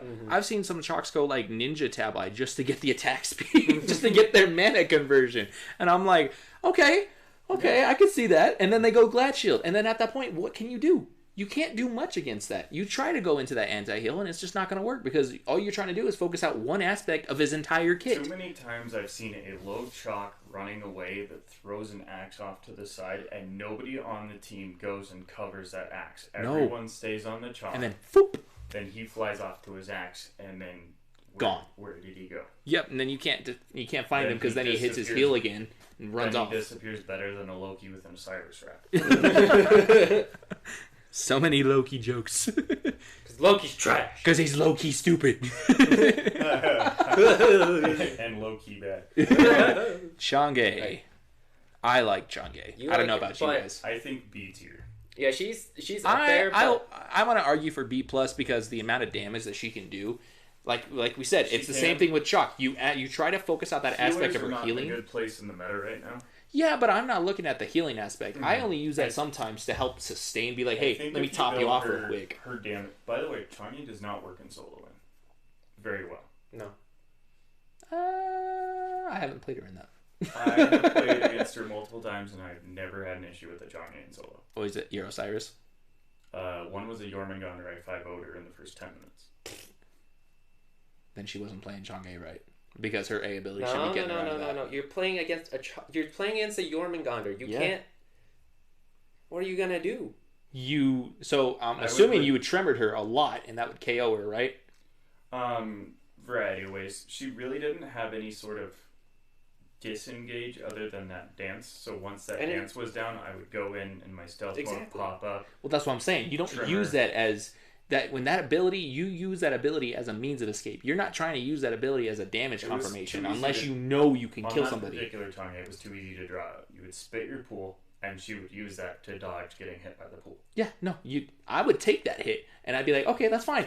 Heal myself up with my B ability. I'd be like, now come at me. There was a time she was standing on her tower waiting for cooldown and heal to come up, and I saw the animation start, spit it, hit her, she died.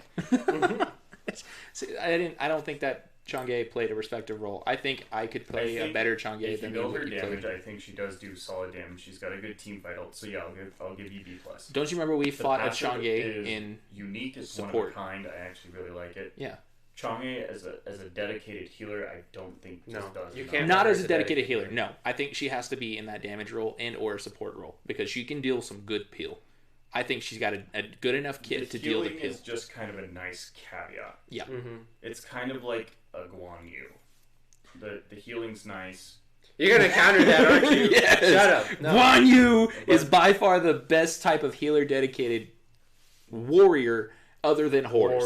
Guan Yu's still running into that combat though. He's going in there to put out that damage and then using that as a sustain. Chang'e, I think, is going to do the same sort of thing. It's not going to be Horus, where Horus literally runs around and then waits to go heal.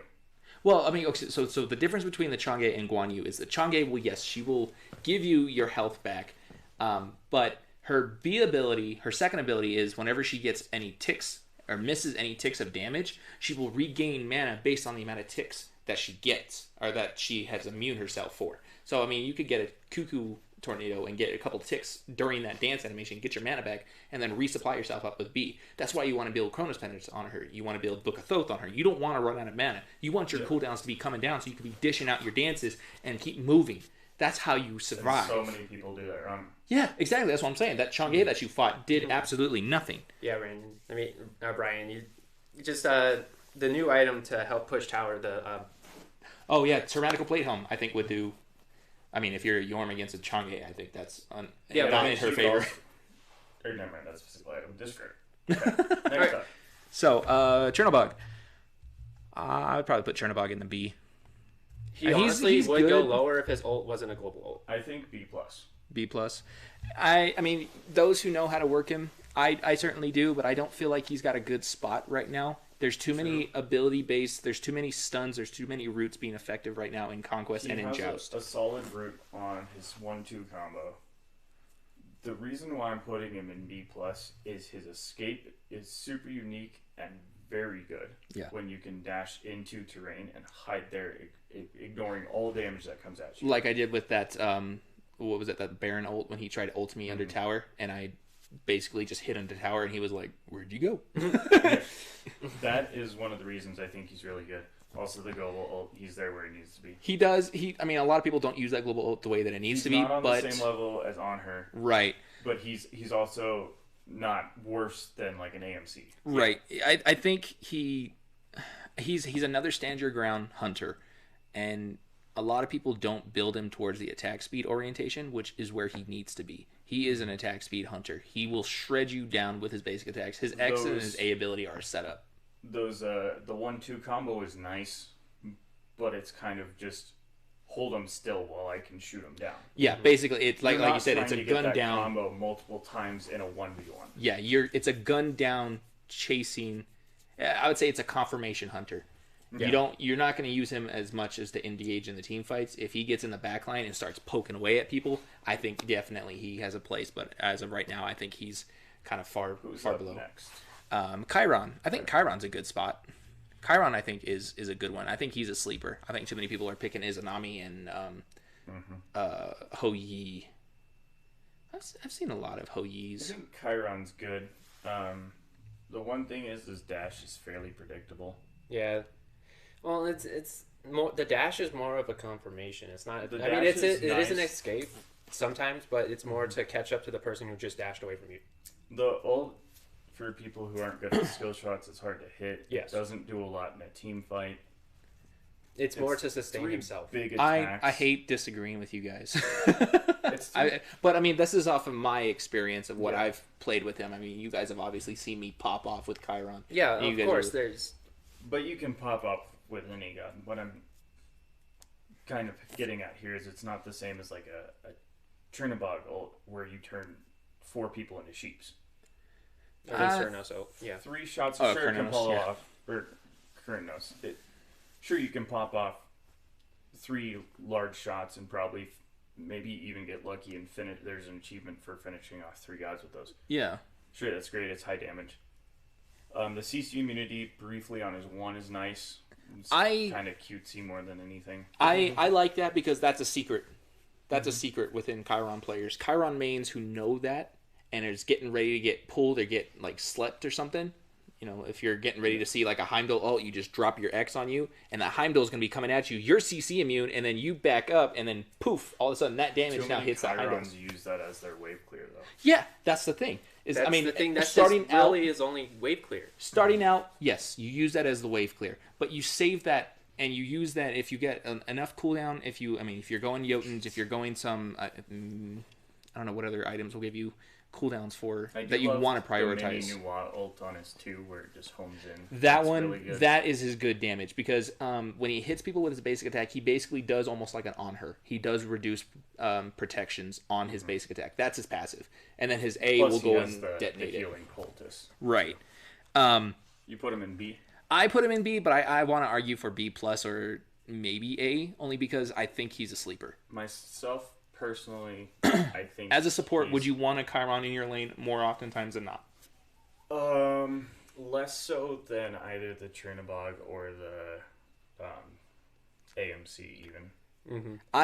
Can we at least put him in B, the B plus area? Sure, let's Okay. put him in B plus. I think The only downside, I think, from tack. a support aspect in particular, his dash is really hard to try and peel for. It's so long. I know for a fact that you don't want to use that as a way to engage. You use that as a disengage. You know, Yeah. if you got someone who If jumped they're in on running you away, behind that's you, fine. yeah. But if the Chiron goes in on that dash, it is really hard from a support.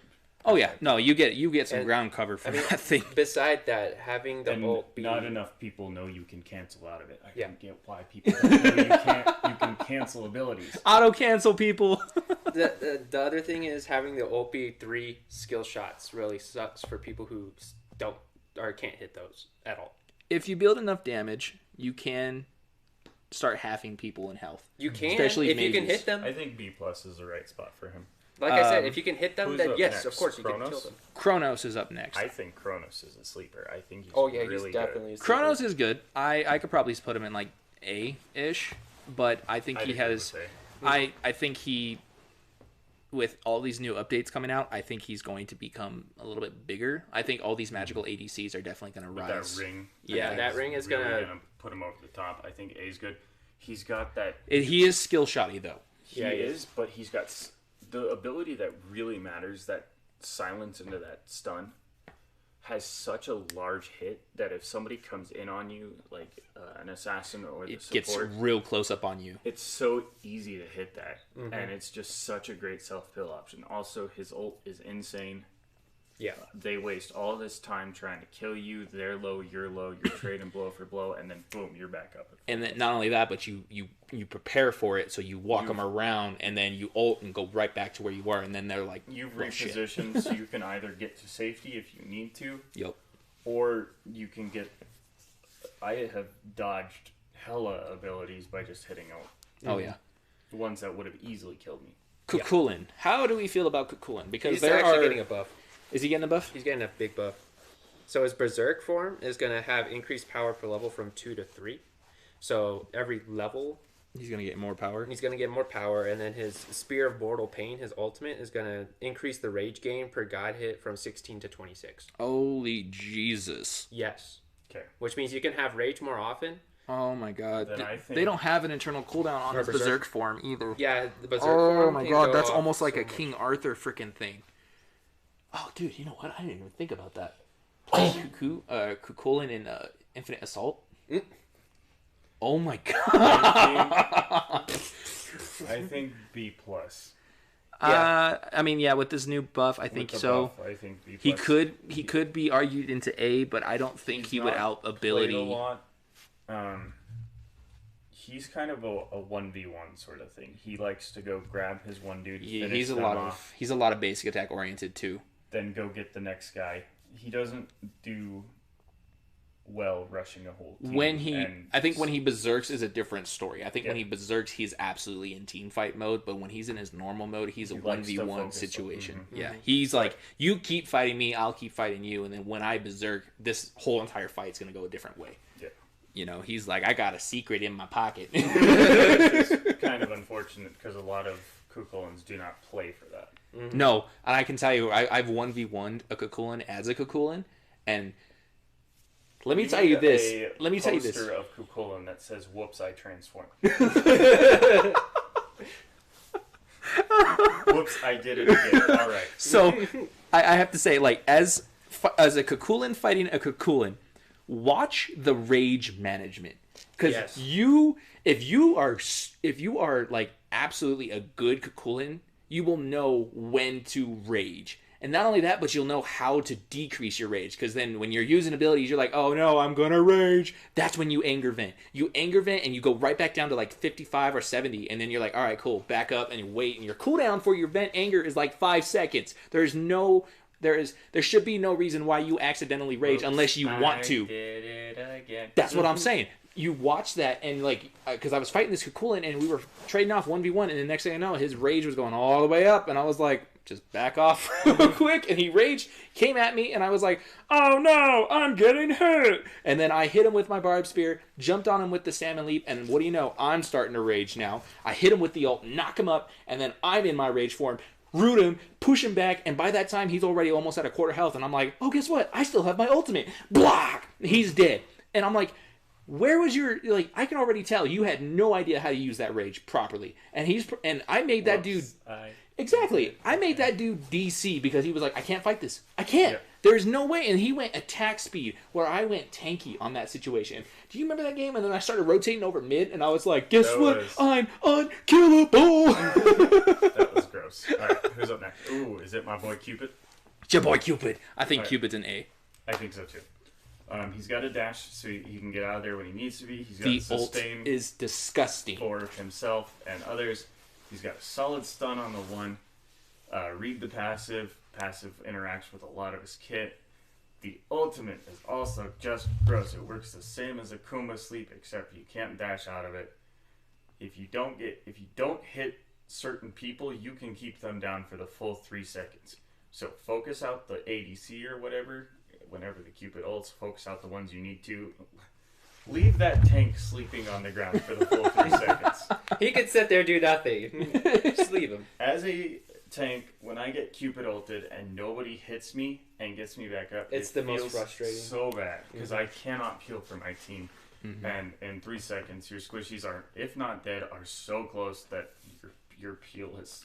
I would say the one thing that's weird about his kit is his A ability. The healing aspect of it. Mm-hmm. I think that one should be a little bit different where he gets like I mean it's nice when people are picking up the potions because it gives you mana, but I mean like I feel like that could be translated over into something like as an area of effect type damage. It's unique though. Nobody else has. It is unique for a hunter to give away health like that. You know. Also nobody else really has a deployable that gives health. Right. Mm-hmm. But I think A is the right spot for him. Sylvanas doesn't know. That would be very interesting. A deployable health ability. Yeah. Just to be like, here's a tree. Here's a tree. Heal yourself. Alright, who else? So we have, Daji. I'll say B+. I mean, because she is counter. Her ultimate's almost as annoying as Ares, but it's still easy to get out of. You have to be able to hit it too. It's not Ares where it's just an AoE. No. You have to be able to hit those. No, but think about this. Every time we've ever seen a Daji in a game, has that team won? Yes. I think I've won a couple against her. Dodgy is a very solid pick, but I also think that if you can't hit that ult, you go down significantly. I think if you have a heavy CC comp, you can definitely win against her because I you can think shut her she's gonna down. be along the same lines of what the new Bastet's going to be. So where do we put Bastet? A? A. I want to argue this just because Dodgy... Okay, so A is fine, but Dodgy doesn't rely on her ult at all. I know her. It's her bleed damage and it's her the abilities. bleed damage. She has a haste effect that doesn't wear off. She Her has a ability? teleport. She has the stupid 4 hit rend. Did you know that when she gets hit from behind, it mitigates damage? Is that in her passive? I didn't read it in her passive. That's her A ability. Oh, is it? I think I don't. It could be also her passive as well. No, I don't. No, I think her passive is just the bleed She's good effect. at cleaning up people. Extremely good at that. Yeah, she's good at being at the right place at the wrong time, and she's just like, oh no, this team fight's happening. Guess what? I'm here too, and everyone's like, no. Yeah, but she does have one of the better team fight ults for assassins. Mm-hmm. The other thing is her buff. Yeah. The burning blades gives her a haste effect for as long as it's on her, and it stays on her until she uses it. I didn't realize that was a haste effect. I thought I thought it just applied like a Hydra's effect. It does, but also gives her a haste effect, so she could continue running at you, trying to hit you until she does. Damn, and then wait until her teleports up. And then she just teleports you, and by that time her haste should be up again, and she just kills you. Damn, that's ridiculous. So okay, I can feel comfortable about putting her in the A ability. Discordia. SS. That's if a bot's playing her.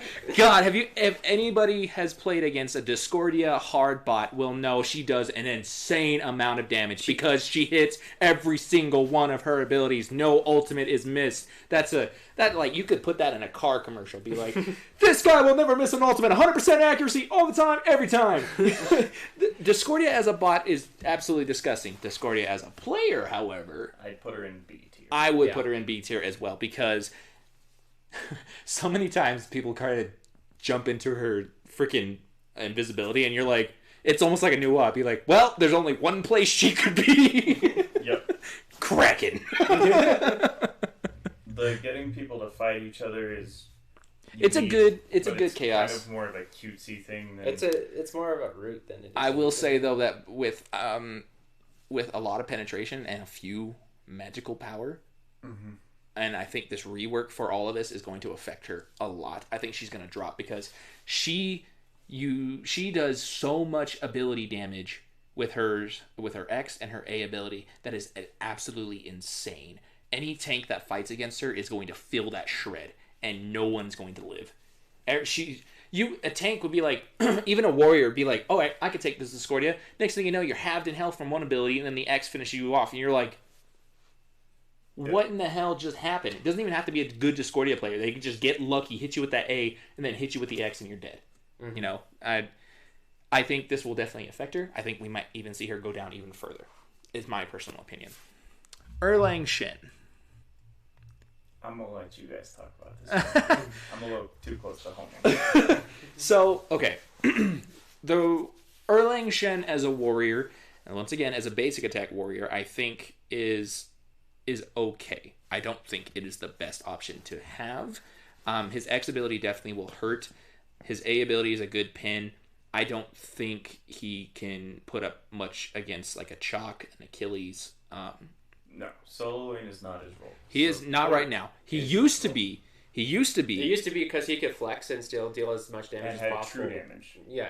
He had true damage and he had the tank ability to tank everything, and so it used to be good, but since they changed him, he's fallen off as a solo laner. I absolutely agree. Because even in the jungle role, he does still have opportunity. You have to rely heavily on your basic attacks. Your ultimate's not all that impressive. You have to wait so much longer to get that sustain, and it's not at that point, like, the ultimate is a self-envious if it were me, applied. I think I would put him in A tier. Well, that's where we're switching over to the support side. support side. Erlang Shen as a support is absolutely disgusting because one, not only could you use those abilities that we just talked about for the opposite effect. He has 2 massive appeals. You pin any enemy that's trying to take your carry out. Oh yeah. Or you taunt them and they can't do anything about it. He also has a knockup in his turtle form of his And that's true. a slow effect as well as I think so a actually, haste effect on his otter. the way I play him, and I actually learned from watching the SPL, Don't do it. is you don't ever put a point into his first ability until you fully rank up the pin and the dash. Really? Yes, I do not have a third ability until I get those both to level 5. You don't use it as a tank. You do That's true. mid to late game, and Mid to late it's nice, it's fun, it helps. But really, you want those two, and you want them doing damage. Yes, Pricey. We're getting to him. He's like 2/3 of the way down the list. Just give us a sec. We'll get there. We still We'll have get to there. address Loki. And throw him in the trash where he belongs. Okay. So Erlang Shen as a warrior and a jungler, I think, is absolutely garbage. Yes. As a support, however, I think he is arguable B plus tier to A tier because he does bring a lot to the table, which he doesn't effectively use in other roles. Yeah. But as a character in whole, it's because you have to split him down the middle so hard, which I think is a good idea. As B plus. I'll put him in. Let's put him in B just to be safe because I mean I want to argue for B plus, but because a lot of players are not going to be playing him in the support role, it's not going to happen. They're just going to remember the solo Which other jungle. warriors do we have in B? I think I want to say We B have plus no warriors. because he's just so much better than an Ares who's also trying to play All right. 2 different roles. That's true. All right, we'll put some bias in here. It's not like that's never happened ever. Who's next? Is that He is. Fafnir? Ooh, shit. This think is controversy right here. Fafnir is a sleeper. I think Fafnir is a sleeper, but Fafnir is a high-heavy situational pick. He is. You do not want to play Fafnir if your comp does not support it, because there's too many times where people are like, oh, just Fafnir by himself shreds. Yeah, that could be the case, but if you're not, Fafnir is a setup god. Mm-hmm. Yes. He definitely is a setup. If he is by himself, he will not do what you are expecting him to do. Unless you play unless you're Polar Bear Mike, but that's just different. But I mean, then he's a setup god. Even for him, if you set up, and that's all he was doing, he was hitting him with the hammers, throwing the sunder on him, and then just everybody would gang up on that one person. He would go sunders out, and everyone would go, and You! and that person would go, uh-oh. He's a setup god. You gotta hit the hammer, and you gotta have somebody close by to do the finishing. Throwing the buff on an ADC is amazing. I think his buff is almost as accidental, like your "oops, I did it again," where he accidentally places it on himself, almost as bad as a Khepri misplaced ult. Mm-hmm. You're like, I'm gonna save you. Shit, it's on myself.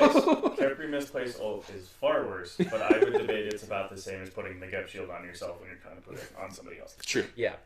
Yeah, Geb Shield is a better example than the Khepri Khepri ult. I've done all 3 of them. You gotta learn I'd somewhere. say B plus for Fafnir is probably a good place. I would say B B. plus. I would say B, just because it's Sure, like I said, it's because situational. He's much more situational Yeah, than B. Erlong. B is good. I think Erlong is less situational than Fafnir. Oh yeah. Fenrir. What do we feel about a Fenrir? I would say B plus. I would say either B or B plus because one, He's got a stun on his first he ability. relies on being super aggressive, and most of the time, a lot of people. Stop it. Stop it. We have a support mate over here. What do you expect? I know, it's killing me. Just kidding. He's stealing my kills, goddammit. I just do that one last basic attack and it killed him. So Fenrir, I think he is a good pick. I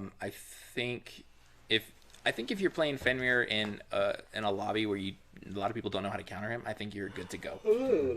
However, he relies so much on being on top of person. If if you He ain't can got somebody, delete them. he can delete them. But if you got somebody who knows what they're doing, who knows how to interrupt his B chain, You just oh my god, he cannot do a single thing. The other thing is that he's CC immune during his ult, which a lot of assassins don't have. Yeah, and then the pick up and grab is a good one too. However, I mean the Geb shield is a great counter to that yeah. True. because he goes to go grab it and you're like Geb shield and he's like, oh shit. I wasted my ult. Yeah, that's what I'm saying. It's like Because if once someone he who knows grabs what to do them it. and you cleanse them, he immediately shrinks back down. You can only grab one god medal. Yep. And then that's why I'm saying like if someone who knows how to play him can know how to counter him. I think one if you don't have any counter picks to him, he will absolutely frag. Mm-hmm. If you do have counter picks to him, it's a 50-50 on how that match will go because then that Fenrir will now have to plan out his way of attacking and will hope to God that you don't get cleansed. He has a decent shot at winning in both scenarios. I want to say B+.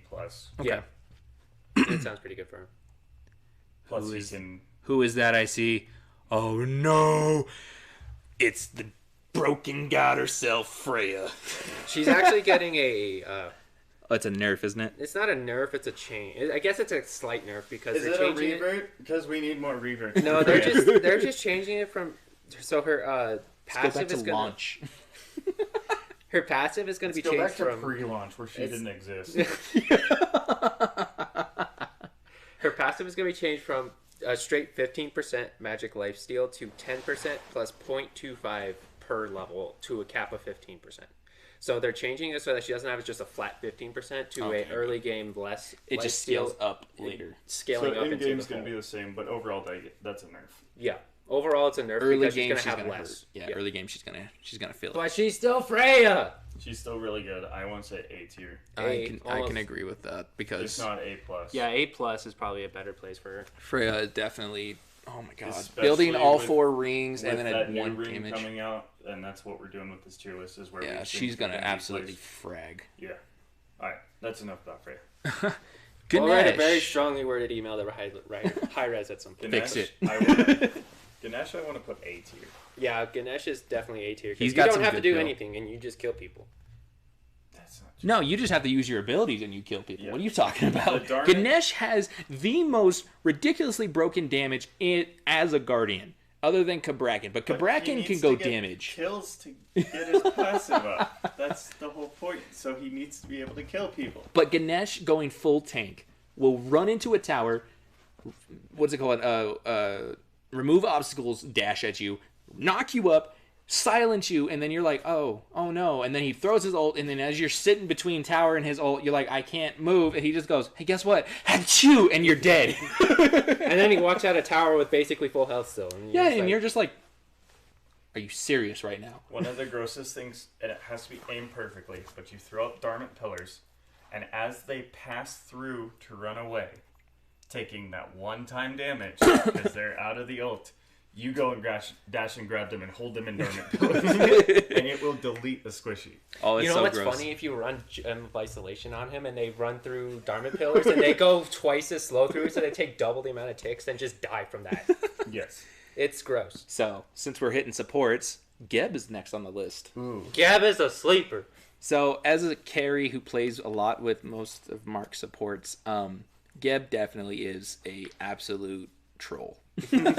Geb has some insane damage on him as well. His Cataclysm, his his A ability. I like what Ajax said on the stream on the update show. Geb Yeah, he's does like- so much damage. He's like, Geb does not do as well as a lot of people think. And I was like, he obviously has not seen this guy play Geb. Like, because this guy will take like 15 kills in the first 5 minutes and he's still rolling around. He's like, hey guys, they can't catch me. Let's play a little game I call try to kill a support. It's my favorite minigame.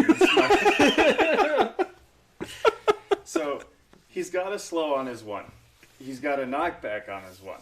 He's got CC immunity on his one. Alright, we're done with that ability. Now he's on to the next one, which is an AoE knockup, which is insane. And it scales as further out as it gets.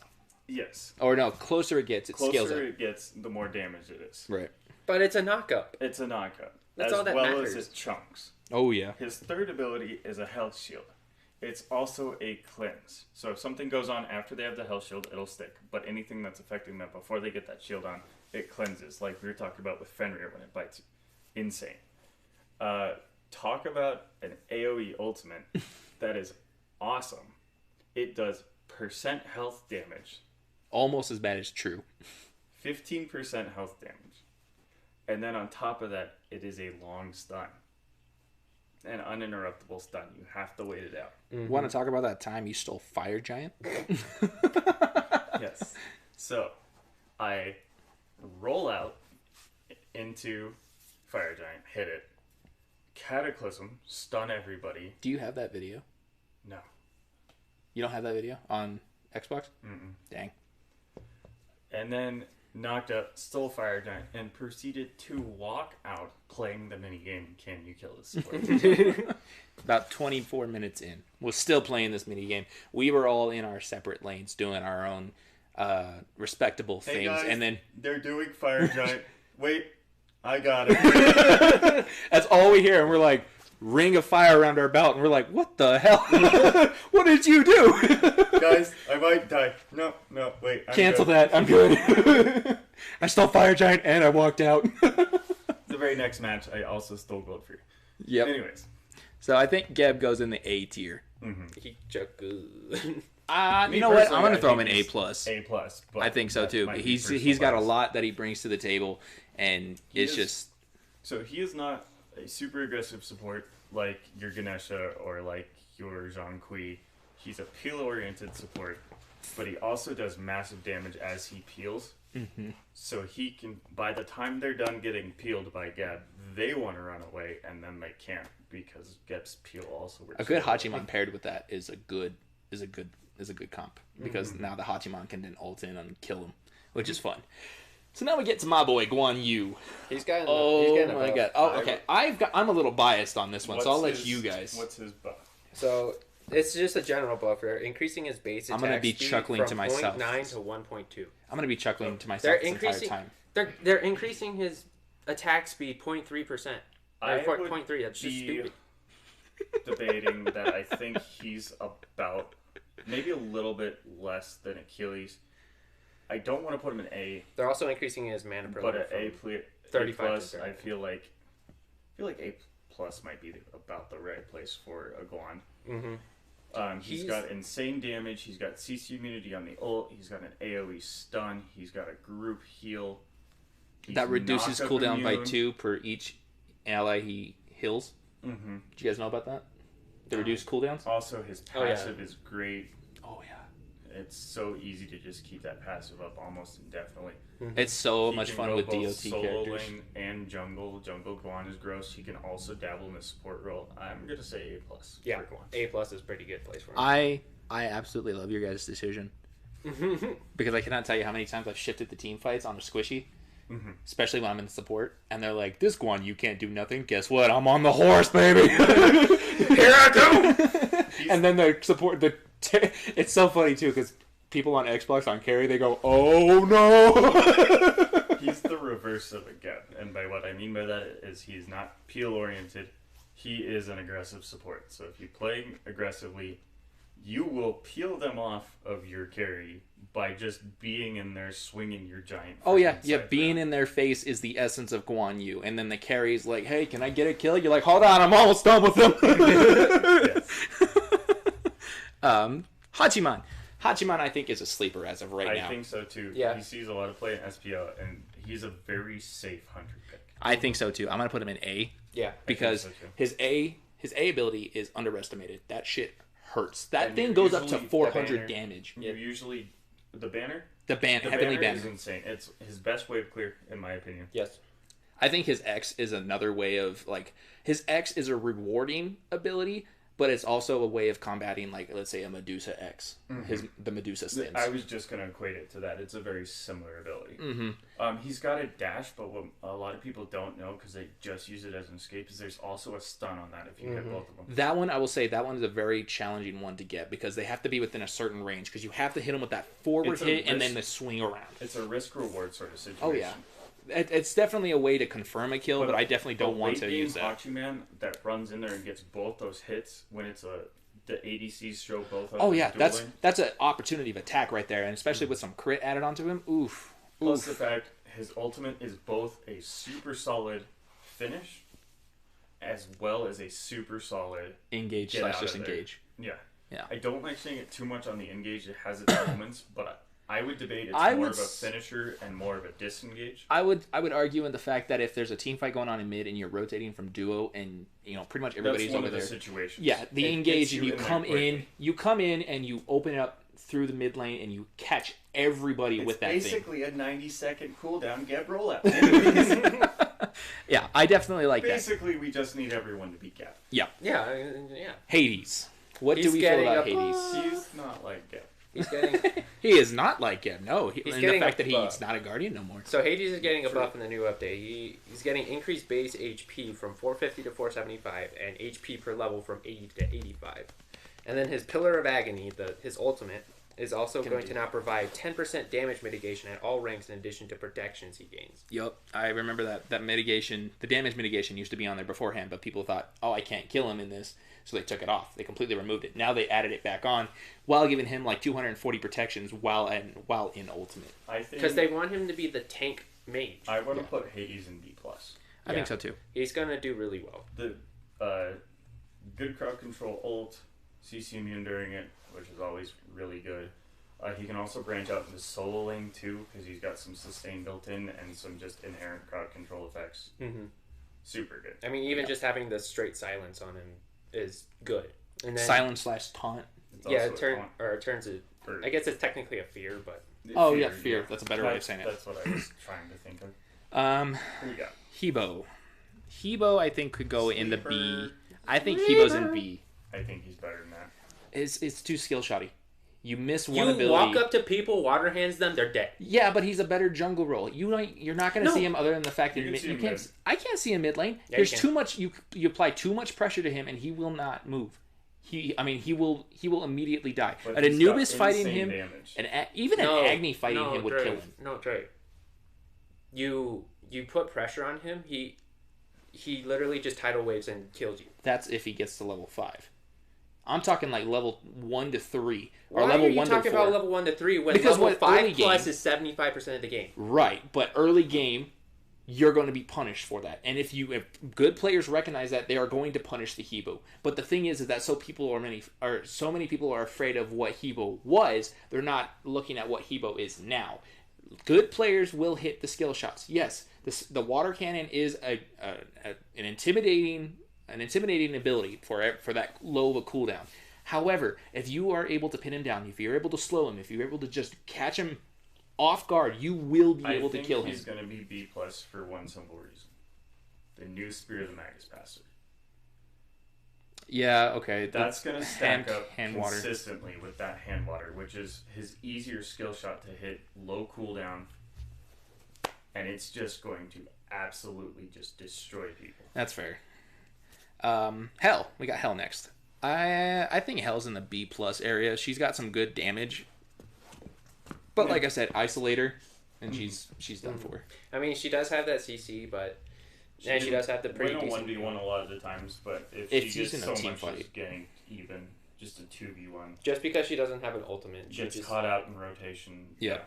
Hera. I haven't seen a Hera in a very long time. How I about you haven't guys? either. I haven't really either. I think people have She's- lost their fear of Chad. I want to put her in B.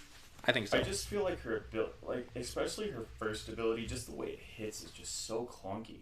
Mm-hmm. Well, it's supposed to be. It's a giant robot hand, man. Well, yeah, but the Smack. hitboxes on it is just really weird. It's kind of hard to aim. It's one of her. I think that's one of her best peel abilities because I mean, Her best kill ability is the second one where she polymorphs everything. the Yeah. polymorph is a good one. I think that's a good But way of that's a little confirming the skill ability. shoddy.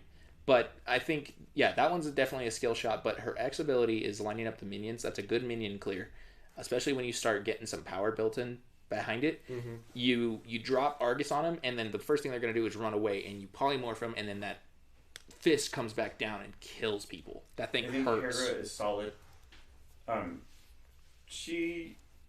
Her quote unquote disengage is popping that shell on herself. She doesn't have a dash or a jump. Yeah, that's her one. Her thing is disengage escape. is dropping Argus on herself and then popping the shell and just leaving. Yeah, and then Argus will now deal AoE effect, pulsing damage. He which also I thought moves was faster stupid. whenever. Yeah, which I thought was stupid. I was like, oh great, that's But the I think she's B tier. Yeah. So Hercules. He's gonna drop off now because of the stupid double stack. I think so. I'm gonna have to say like B. Okay. Yeah, I really don't have much of an argument. His abilities are really. You have to be. I want to put Herc in B plus for the simple fact that he has solid rolls almost everywhere. So that his invade is going to go down. Yes. Yeah. But he's a good solo laner. He's a good support, and he's a good jungle. So he can be played in all three of those roles, which is something some of these other B-level hunters can't, or warriors can't do. Right. Yeah. Horus is in that same thing, but solo lane really isn't his way to go. You can do solo lane, but you have to be very careful on your actions. Mm-hmm. Otherwise, you're going to be penalized. He is the tier below Erlon. Right here. He's a B. Yeah. Only because of the fact that he doesn't have a lot of ways of wave clearing other than his X ability and his that B really ability. Only hits either the front minions or the back minions. Right, and his ultimate doesn't really help no one but himself. He's got really good crowd control. He's got that heal. His ultimate is a good engage tool, but that's about it. Yeah. It's a semi-global, which is nice. Oh yeah, especially if you stack movement speed on it, it hurts. Ho Yi. I want to put Ho Yi in the B to B plus area only because. I want to put him in A. Really? I think there's more better hunters than Ho Yi than A. So he's got a stun, which is kind of skill. You don't remember when I used to play Ho Yi then? Huh? Yeah, but Ho Yi I think has dropped off a little bit due to the type of hunters that are in the meta right now, or going to be. I think more basic attack hunters are coming out. Yeah, he's definitely very ability based. But the other thing too is that ultimate is such a team fight ult. It is. It is. It's an area denial, especially paired with other gods that can work on that. Insane slow on it. Plus, he's got a stun too. And he has a leap that he can get out of pretty much anything with. Let me tell you, if you drop those suns on somebody, so you throw Crow on them, you throw the suns, they're immediately, most of the time, going to try and get out of those suns because nobody wants to stay in there. So they're going to throw all caution to the wind and just get out of there as fast as possible, making it very predictable where to hit them with the arrow. To stun them to take 3 to 4 of the additional suns. And then you can also, if the crow mark lasts long enough, you could go up in the air and knock them up. Keep them in the suns for basically the whole duration of it. Yeah. All right. I mean, you guys are making a good argument with Ho Yi. Plus, the fact that he goes up and stays in the air on that jump makes it a very safe escape. Yes. That's true. I always hated that, trying to kill him, and he just goes whoop, and I'm like, oh, this mother. Hunbats. I think Hunbats is in the A category. I think so too. Yeah. He's got some good pill. One of the best teamfight ultimates, I would say, in the game, but at least on Assassins. Yes. Oh yeah, not a lot of people will use beads to get out of that. He's got a jump and a teleport. Yeah. He's got he's got a built-in Hydra proc, which is good because when you build Hydra proc, it does even worse. Especially if you can place the Fear No Evil correctly. And just so usually they run out after a couple ticks depending on where you drop it. Yeah, and then you can just grab them. If you can drop it to where it runs them into a wall. Ooh, yeah, they just stay in there. They take full and that thing chunks.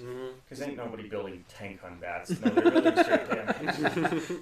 Isis. If you're building tank Hunbats, go play Loki against Easy Bucks. Isis. I think Isis could be in B plus. I don't see her in A anymore. She's not as big as a problem as she was right at the end of season 6. Wait a second. Oh yeah, they're decreasing damage on her Wind Gust and decreasing the magic power scaling. I think she will be B plus. Out of mages though, Heimdall's not on that list, and we could talk about him after this, but yeah. Heimdall's getting nerfed, that's all to be said. Thank God.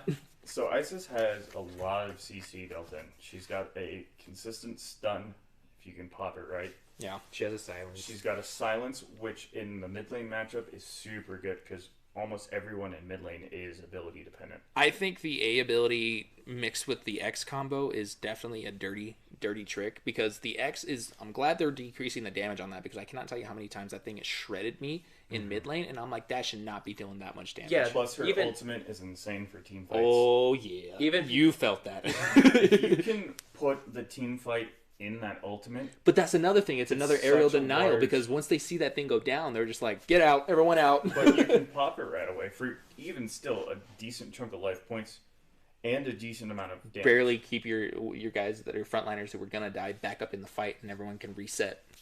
And the thing goes is the longer that ult's out there, just the more of an HP swing it's going to be in your favor. Oh yeah, that's what I'm saying is that once that fight starts happening and that ult goes down, everyone goes disengage, now, move.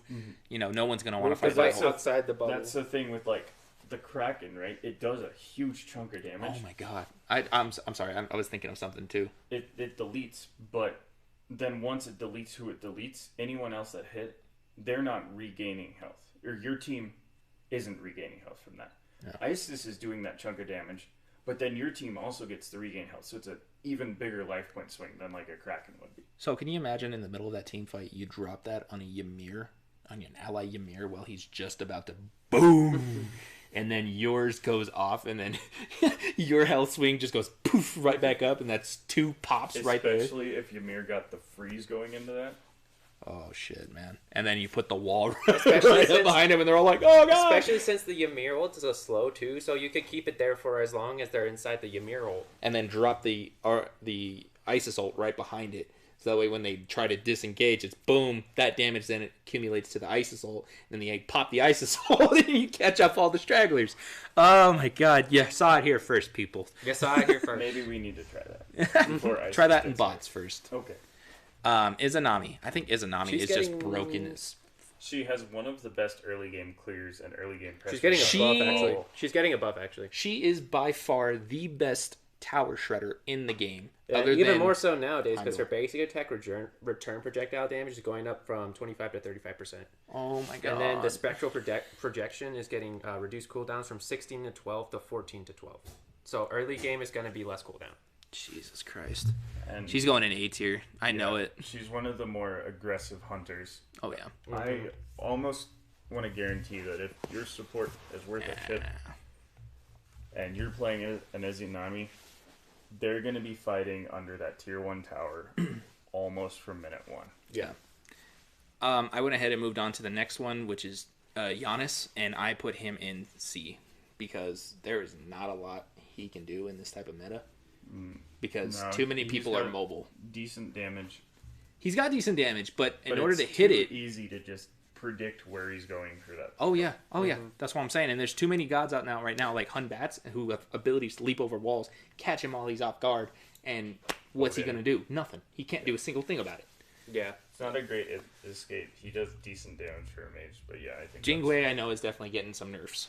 She's getting her when she gets into her ultimate, her area to go around is decreased by like 20 units, I think. 10 units. It's going from 55 to 45. Is that the only one? But also agility, decreased movement speed buff from 20 to 15%, and decreased air movement speed buff from 30 to 25%. So she's getting a nerf. I think she'll be B+. Yeah, she's still going to be really good, but she's not going to be as good as she used to be. Okay. Because she's not going to be as safe a pick. She's still going to be really safe. She's one of the safer hunters in the game, and I feel like until they do, or if they were to ever do a full kit rework on her, that might change, but until they do that, she's still going to remain one of those super safe picks. Mm-hmm. Who's that next? Or no, that's Jormungandr, right? I can't see. That's my bad. Jormungandr. I want to say he's A tier. Yeah. Jormungandr's A tier because you could throw him in almost any position and he just excels in it. Just yeah, like because I remember I've seen Yorm mid, I've seen Yorm support, I've seen Yorm solo. Yorm's support is not a great role for him, but he still does stuff. He just lacks a lot of the peel aspects. He's similar to acting like a Cerberus in that role. Yeah, but then you throw him into like solo or jungle where he can focus more on damage and. Oh boy, the amount of damage he can deal. Do not underestimate Ymir jungle. Ymir? Not Ymir. Don't underestimate Ymir jungle either. But, yeah, that's true. Jormungandr jungle is just going to be kind of dumb. So I'd say, yeah, throw him in the A role. Stinking Norse gods having similar syllables. Yeah. Where is this A tier? Right there. All right. Next up is Kali. Kali, I want to say she's a little bit of a sleeper, but I want to put her in B. I concur. Yeah, B. Oh yeah, Pricey, Yorm jungle. You didn't see me play Yorm jungle recently. I obliterated people. We have actually had 3 instances where Yorm jungle has absolutely shredded people, and it's something people do not expect because you're like, oh look, it's the tanky boy. Why is he dealing like 700 damage? He hurts. Building no tank too. You get 2,600 and by honestly, level. picking Yorm especially. Not so much in rank because they can kind of play around his passive. Yeah. But in casual, his passive can shut down almost full team comps. Yeah.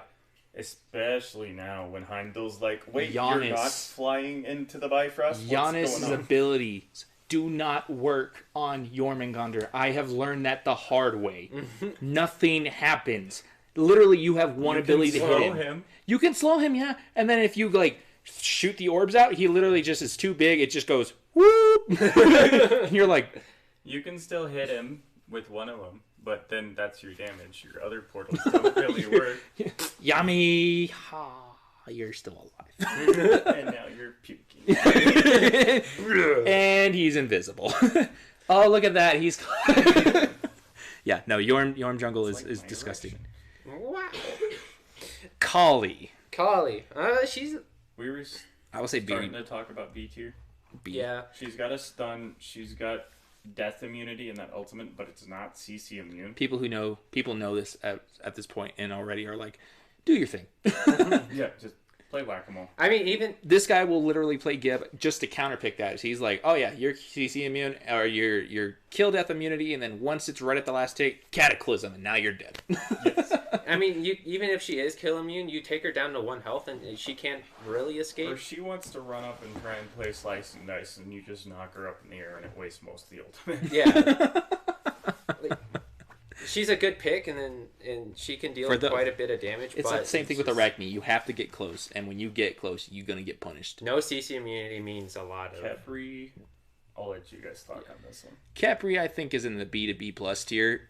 He definitely has a lot of peel. He's got a lot of setup. Yeah, you can root people, you can drag people away from your ADC or whoever's getting attacked. I'll say the B plus because the res is so unique. It is. But You know? you have to be able to hit people with it at the exact right time. We or had they're gonna die. We had I don't know what she's doing nowadays, but Evil. we had Evil. We had a support who She would play it. She whacked had with those things. She had last minute clutches with those Capri ults because we're like, ah, shit, I'm gonna die, and we put our controller down. Next thing you know, we're like, whoop whoop, and we're like, oh, I'm back in this.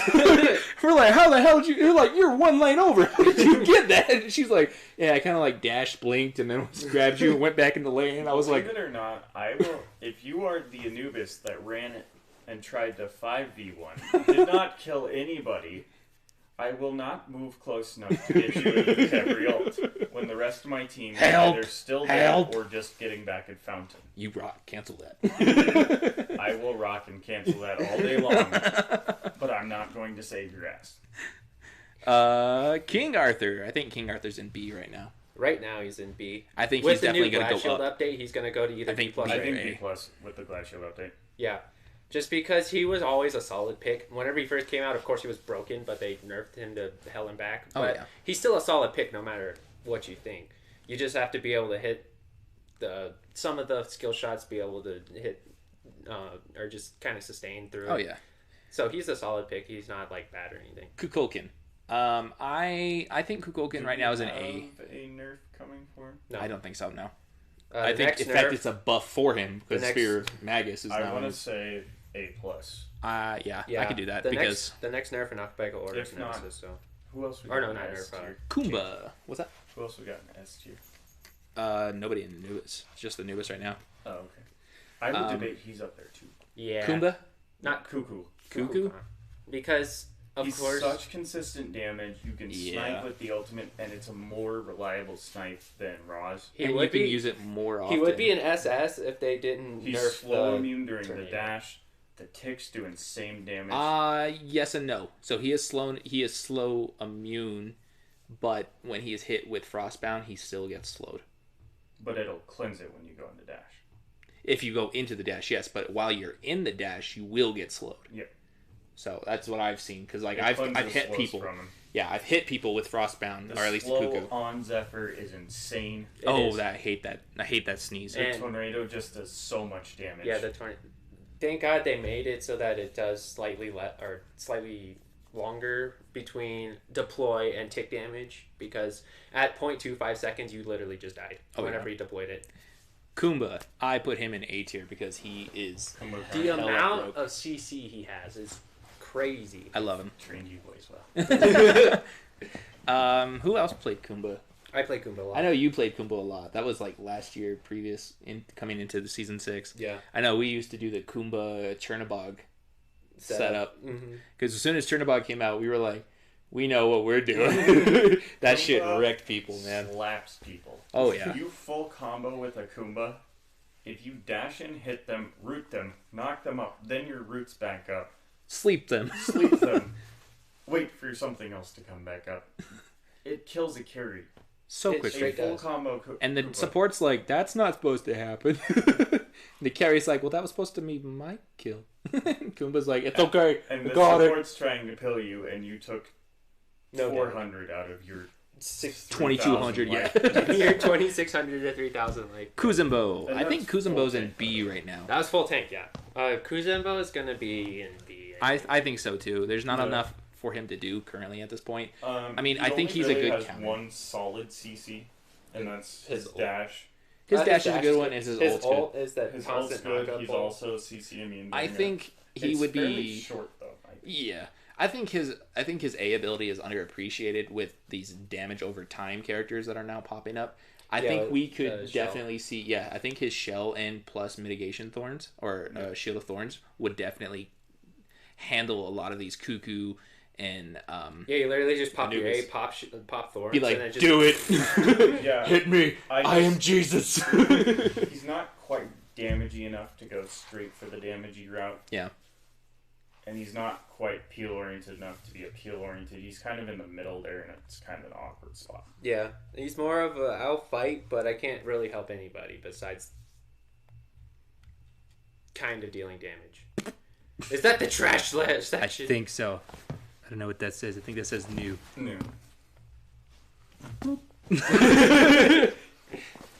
That means super sucky. Just put him down at the bottom. Why do you make We don't even need to talk about him. Medusa. I think Medusa's B plus to I A want to tier. say A tier. A Her tier? ultimate can shift a fight so quickly. So Her hard. abilities She's hurt. CC immune during it too. Yep. And the She's fact that got I've tried to tick turn damage. around so fast and still get hit by that is bull. Did you guys know, and I learned this playing ranked, that putting an on her pillar up right in front of your face will stop the damage from a Medusa ult as well as the turn to Counts as stone? not hitting you. Yeah. That's amazing. It's awesome. I was like, wait a minute, Ymir wall? And people are like, uh-huh. I was like, You oh literally- my god, you you don't literally even just need throw beads it- at that point. You just throw her in front of the Medusa, she's like, "Bruh, that's a wall." I got you. Why did a Ymir wall right here? Everyone behind it's like, It's a wall? and then that's when you go like cuckoo wall coming from behind. And the Medusa's like, huh? Wait, how did I die? She's still really solid though, but Yeah. Mercury. Plus she's got a grab on the dash too. wait, did All we right, have Joshua. someone in the chat at one point say put him in double S? What is this? Double S, I will say probably A. I think Mercury's got some solid, ability damage. Yeah. I think there is a lot that can stop him out of it. I think Thanatos could definitely take him out pretty quickly. Those who build to his attack speed and to dealing that much damage over time, trying to get that one punch man, I think definitely could outdo a lot of really assassins. good. Even in a team fight, he still does the same thing though. Yeah. He singles out that one person and kills them dead. Yeah. That is really good. But what you got to keep looking for on a Mercury is you got to keep trying to find people that are either staying a little back from the team fight or late on a rotation. You're not rushing into the middle of the team fight. No. Because Mercury dashes at Geb. Geb knocks him out. Case closed. Yeah, that's we saw that plenty of times, and not only that, but like if you got a Mercury on the back line, you got Poseidon waiting to use his Kraken, and that Merc's all the way back at tier 2 tower, and he's like, "Hey guys, I got a clear shot." Be like, "Wait, do it," and then you see a Merc come right through, and then everyone's stunned, and Kraken's like, or Poseidon's sitting there going like, "Hee hee," boom, and nobody is expecting that Mercury to come Or- through and then clean up the stragglers. My quote, sneaky Kumba Carnage. Just launch him up in the air. Oh man, it was. I think Mercury's got some potential. Merlin, I think Merlin is in B plus to I'm gonna A. say I want to tier. say A. He's consistent damage. He's got 3 different stances. He's got a lot of CC built in. Especially think- with the new DOT item coming out. Yeah, I think it's gonna- his His void stance I think is definitely good for clearing wave. His fire stance is for tanks and for people who want to get up close with him, and his ice stance is for those that he's trying to get objective secured. Void can absolutely delete if you hit both parts of the combo. It can delete a squishy. Oh yeah, especially when you grab him into that. I love the void shield displacement is such a good disengage because you got people chasing up on you and you expect them to. You just drop it right on yourself and flicker forward, and those people go poop right back to that spot. And you're just like, oh. People have been complaining about the flicker forever as addition gauge. There were several times in that game yesterday where Cuckoo would ult and Merlin would just flicker out of the way. Oh yeah, it's so good. That flicker, especially those who know how to use it and preserve it, you don't use that to engage unless you know for a fact you are going to get a kill for that. Yeah. You use that. Merlin, you flicker forward. You're ulting into your fire stance and dropping everything. Merlin is the quintessential mid laner in my opinion. He is the one where he's not meant to get out. He's meant to output his damage, and he does that so well. Oh yeah, absolutely. Except for against my Poseidon yesterday. Neath also goes in trash bin because no one plays Neath. I'm gonna put Neath in B because she's a safe hunter. Yeah, B is very safe. She's got a root. She's got a root. I would be tempted to put her in B plus, simply for that AOE stun. Yeah. Or I'm sorry, the that one can definitely the global ult. It definitely hurts too. I'm gonna keep her at B because it's only just because of how safe she is. I don't think it takes a whole lot of skill. You could definitely get skilled on her. They start you off with her in the training level. I know, it's like she's a starter god or something. Nemesis, I think, is an interesting. She's getting a buff actually to her dash, which will deal increased physical power scaling from 30 to 35 damage. Percent damage. Little buff. I want to say I'd say B tier. Yeah, B is pretty good. Not a lot. Because, of course, she can shred tanks, but she can only shred tanks. I'm going to put Ninja in B and A. Just because of how much he can isolate. Insane. Yeah, the ring toss is insane. The ult is insane. The Do not tether is underestimate Ninja's support. No. God, no. Ninja, just period, is absolutely something to war. The whack. Nike. Oh boy, Pricey. Here's your girl Nike getting buffs. All right, general increase. Base HP 5 is increasing from 7 to 10. The Rend increased damage from 50 to 170 to 60 to 180. And then Barrier Formation is also getting refire damage increase from 65 to 285 to 85 305. Jesus Christ. Yeah, she's getting an absolute buff. What's her ultimate damage? Did they change It's still gonna be the same. Basically, what they her in B plus after those. Yeah, B plus is probably a pretty safe spot. She's definitely. I think what her new role shifted after her rework. I think she became the anti-ADC warrior. Yeah, I think she definitely her is. One is going to be absolutely insane. Well, not insane. Well, I mean, really solid with that new Glad Shield passive. Yeah, and the thing is too is that like I said, I think she focuses on silencing. She focuses on protecting the lane. Her barrier is quintessentially the only thing that will stop ADCs from taking the Ymir Wall. Ymir Wall will do that too, but this will take it and then reflect it right back at you and deal the damage. Her X will, every time she hits it, she gets that third one, she gets a silence off, and then she could do the barrier to push you off. Or it's a disarm.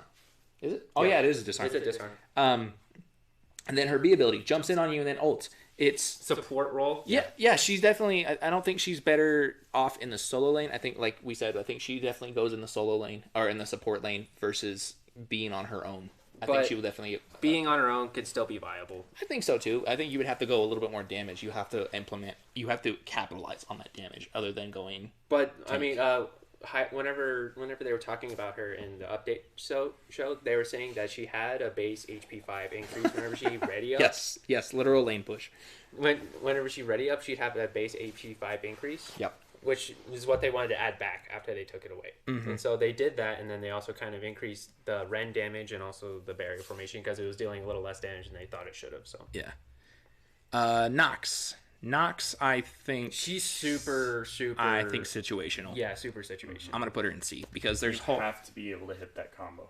If you can't, or if they beat you, it takes too long. It takes way too long to hit that combo because as soon as you throw it up, you have to throw the X out, and people by that time are already moving out of the what's it called? All about predicting the movement. The bubble. Yeah. I think the Ho-Yi logic comes in here too, where once they see the bubble, they kind of throw caution to the wind and immediately move out of it. So it's easier to predict. It is easier, but it's harder to line up because she's only got You really one. have to know what She she's has two abilities that actually does anything for wave clear. She's got that bubble, and then her threes, and then her next one's her dash. She's not going to use her ultimate to wave clear. No. I do, look at me. Okay. The only Okay, person go. who can get away with doing that reasonably is Agni. Yeah, because he has 3 charges and it recharges. Nuwa, I'm putting in B plus because she does a consistent amount of damage. She has her minions which tank for her. And But also global having ultimate, a global helps a lot. Yep, I agree. especially with Odin! doing 400 a Woo, buddy. Hold up, let's go all the way up to the rework section and Blah! tell you about these new boys. He's going up into S, like S+. I already put him up in S plus. What are you Because- talking about? Okay, so his bird bomb combo, so the shield and the leap are staying the same. The 3 is changing, so instead of swinging his sphere around him, it's gonna be changed into a Pulsing. a pulsing ability. So he begins empowering Gungnir with runic magic, becoming immune to knockbacks. Every 0.7 seconds, Gungnir charges runes and Odin pulses out damage around him, slowing enemies for 2 seconds. When Odin releases Gungnir, it travels forward, damaging enemies and stopping on the first god hit. The first rune causes allies around Odin to gain attack speed for 3 seconds. The second allows Gungnir to home into enemy gods. The last rune allows Gungnir to stun. Which is absolutely stupid. That Yeah. stun will lock down people so much. And now his ultimate. And then his ultimate, it's a full ability rework, but it's not like a technical full ability rework. So he summons the Wall of Spears like before, but this time it's an octagon. Enemies inside the ring cannot heal. Odin is immune to slows and root effects while in his ring. A portion of the wall can be destroyed when hit by 5 basic attacks. So you could get out of Odin ult without Phantom or Leaps now. But here's the kicker. Enemies that leave the ring through or over a wall are chased by Gungnir, taking damage and becoming slowed for 2.5 seconds. And from what I hear, Gungnir hurts. Did they say the damage is going Damage is 140 to 420. Holy crap! Plus 75% of your physical power. That's a lot! I don't want to say he's S tier or SS. I think A plus is going to be a solid spot. I think so too. I don't think he's that broken. But Yeah, I he's think... not going to be that broken, but he's still going You to be say A plus? A plus. A+. Okay. He's going to be up there with some of the better I warriors. think he'll be alongside Achilles. Oleron. What do we feel about Oleron? I think Oleron's probably in the B plus to A area. He's good, but there's a lot of people who can he's counter. going to be at least A. Oh, with the that new ring Yep. coming That out. new ring coming out, he's going to be A, but just still having the time slow ult is just a good utility It's a good to one. have. Mark, would you like to take this one? Who we got? It's the Egyptian king himself. Oh, Osiris. Osiris is a huge sleeper, in my opinion. Not many people play him. Because, Nico, they want to make sure that anybody who gets out of Odin Wall is punished. And I agree fully. Well, do too. it used to be because his ult, they It was thought too his ult, easy to escape. it was too Yeah. easy to escape, but also it didn't bring as much utility to a team fight as the high res. It was basically, if you didn't use it right, it was wasted. And now it's not wasted if people get out of it. And I'm pretty sure people are not going to read this ability and it's going to get the same thing as, Yeah, they're gonna be like, They're "Oh, I gonna can break the jump out wall and die." now." as he who shall not be named. Yeah, it's basically just going to go into that same Why effect. did I I think. die mid on her pounce? I don't get it. Why did I get knocked up? So, Osiris. He is insane. And it's- I want to say he's A plus tier. I think he's an exception to the basic attack rule. He is. So, he can stay in there. And he's got CC on his 1. He's got CC on his 2. He's got CC on his 3. And he's got anti-heal on his 4 As well as a stun. as well. Mm-hmm. I completely agree. I think Osiris really is good. definitely a sleeper, and weirdly one of the one basic attack gods that is actually up there that can compete with these ability-based ones. Yeah. The thing is that when you're low, you can play him ability based. So you go drop your 2, or you hit him with your 1, and it just chunks down people. Oh yeah. I've been on the back end of receiving Osiris damage as well as dishing out Osiris damage, and it's disgusting. It's absolutely disgusting because people are like, "Oh, you're just going to use your abilities on me. Why are your basic attacks already so much? Why am I getting stunned? Why am I so slowed?" And everyone's just focused on running away, and Osiris is behind you like, "You shall not pass." I can't tell you the amount of times I've been doing my blue buff and I get an invade. So jungler comes over and solo laner comes in. It's a 2v1. most people would pretty much insta-die, especially when it's at the level 10 or so mark, Oh yeah. where you got some abilities online, you get hurt. You hit just enough with Berserker Shield to keep yourself alive. You immediately throw out your reps, get that double stun, then ult over, and you're back in the safety of tower, and they're like, what happened? We had this. It's a really good engage on that, and it's also a really safe peel option. I completely agree It with also you. has a low cooldown as well. Oh yeah. Build Pridwin on him. Bell Pridwin. Frostbound too. Yeah. Yes. Pele. Pele She's has done fallen off. too much shit to me lately. I'm putting her in A. I think A's solid for A's it. a solid spot, but she She's used to be super better. fast. She actually is one of the few assassins where I can see that Teamfight Ultimate actually having a huge presence. Oh yeah. Mm-hmm. They've been doing that lately. We've been acting, putting on team fight, putting on abilities like this best stat one, where it's like the ultimate will now do like once you activate the ultimate, this thing's gonna cause like this that's huge 'cause AOE There's effect. too many like Loki and Nemesis where they and Single Mercury they can single target, but then they're kind of blown their wad and have to wait for cooldowns, and then they're pretty much host. Yeah. Persephone. What do we feel about Persephone? She was completely S tier at the end of Worlds, so much so wanna that they say- broke the game. Yeah, I Twice. remember that. I want to say A+ on Persephone. Is she getting a buff or a nerf? No. No. The Okay. next person getting anything is Rom. Just the threat of those seeds down is so good at zoning mid lane. Oh yeah, And also the fact that she I can have had live after death. Persephones that put those seeds under my tower, then hit me enough to where I need to retreat to tower, and I can't even be fighting under tower to keep minions out because they've zoned me out of my own tower area. Mm-hmm. that's some good You placement. cannot target the seeds, which is another huge thing for. Yeah. Poseidon. Poseidon. I think he's an A+. He's an A+. I think you might even argue for S, because he I hurts. I want to say S. Yeah. For the simple fact, he's a very solid mid laner. He also is a nasty jungle. Oh god, yeah. His You- mobility is not one to be messed with. Anubis is not. You're not going to see him jungle roll. No, but Poseidon Poseidon is will. actually fast enough to jungle roll. Yeah, It's and he can stupid. come out of the jungle, hit you with a whirlpool, and you're like, oh no, and then you already know what's coming next. And by the time he rotates, by the time he rotates over to dual lane, he already has it back up again. Yeah. And then another whirlpool, and then those dual lanes over there, and they're just like, shit. Where the hell was this Poseidon? Why did nobody rotate? Because he killed half the other side of the map. Yeah, it's crazy. And then if we notice that the three people in S tier is mages. But anyway, I put Ra in the B+ tier because he does a good healing he used distance. to be good, but now he's not as good anymore. I think Pretty if I play with him a little still bit more, Yeah. I think if I play with him a little bit more, I could bring him up to A You could bring tier. him up, but he's one of the starter gods. Of course, he's going to be a He pretty got- high pick rate. But Yeah, well, I mean, he's got with the starter gods. You find that most of them have a pretty well balanced kit. With him, it's mostly his mobility that's the sleeper. yeah, His mobility is not one like Poseidon. He's got secret mobility, and it's just disgusting. Mm-hmm. Rajin, I think Rajin's in the A tier. Yeah. Yeah, he's an A tier. He's got That that old. consistent CC immunity, which you see on very few gods. Oh yeah, his what you call it? His X into his A or B ability, his A ability, which then procs off damage off of it. Disgusting. He can root as well, having- which is really good. People don't know this, but Rajin has versatility in his ult. Oh yeah, yeah. Yeah, know you that? could change what type of beat you do. You could fear people. You can taunt. taunt people. You can.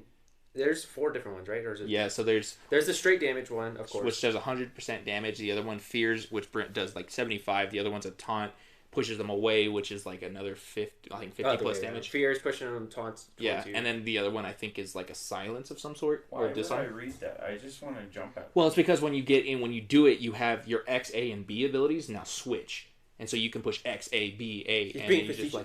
I just want to jump at them. It's another Osiris. Oh, that's another reason Osiris is insane. When you hit his ult, he shreds off all 8 of his shells and gains so much protections. Yup. Mhm.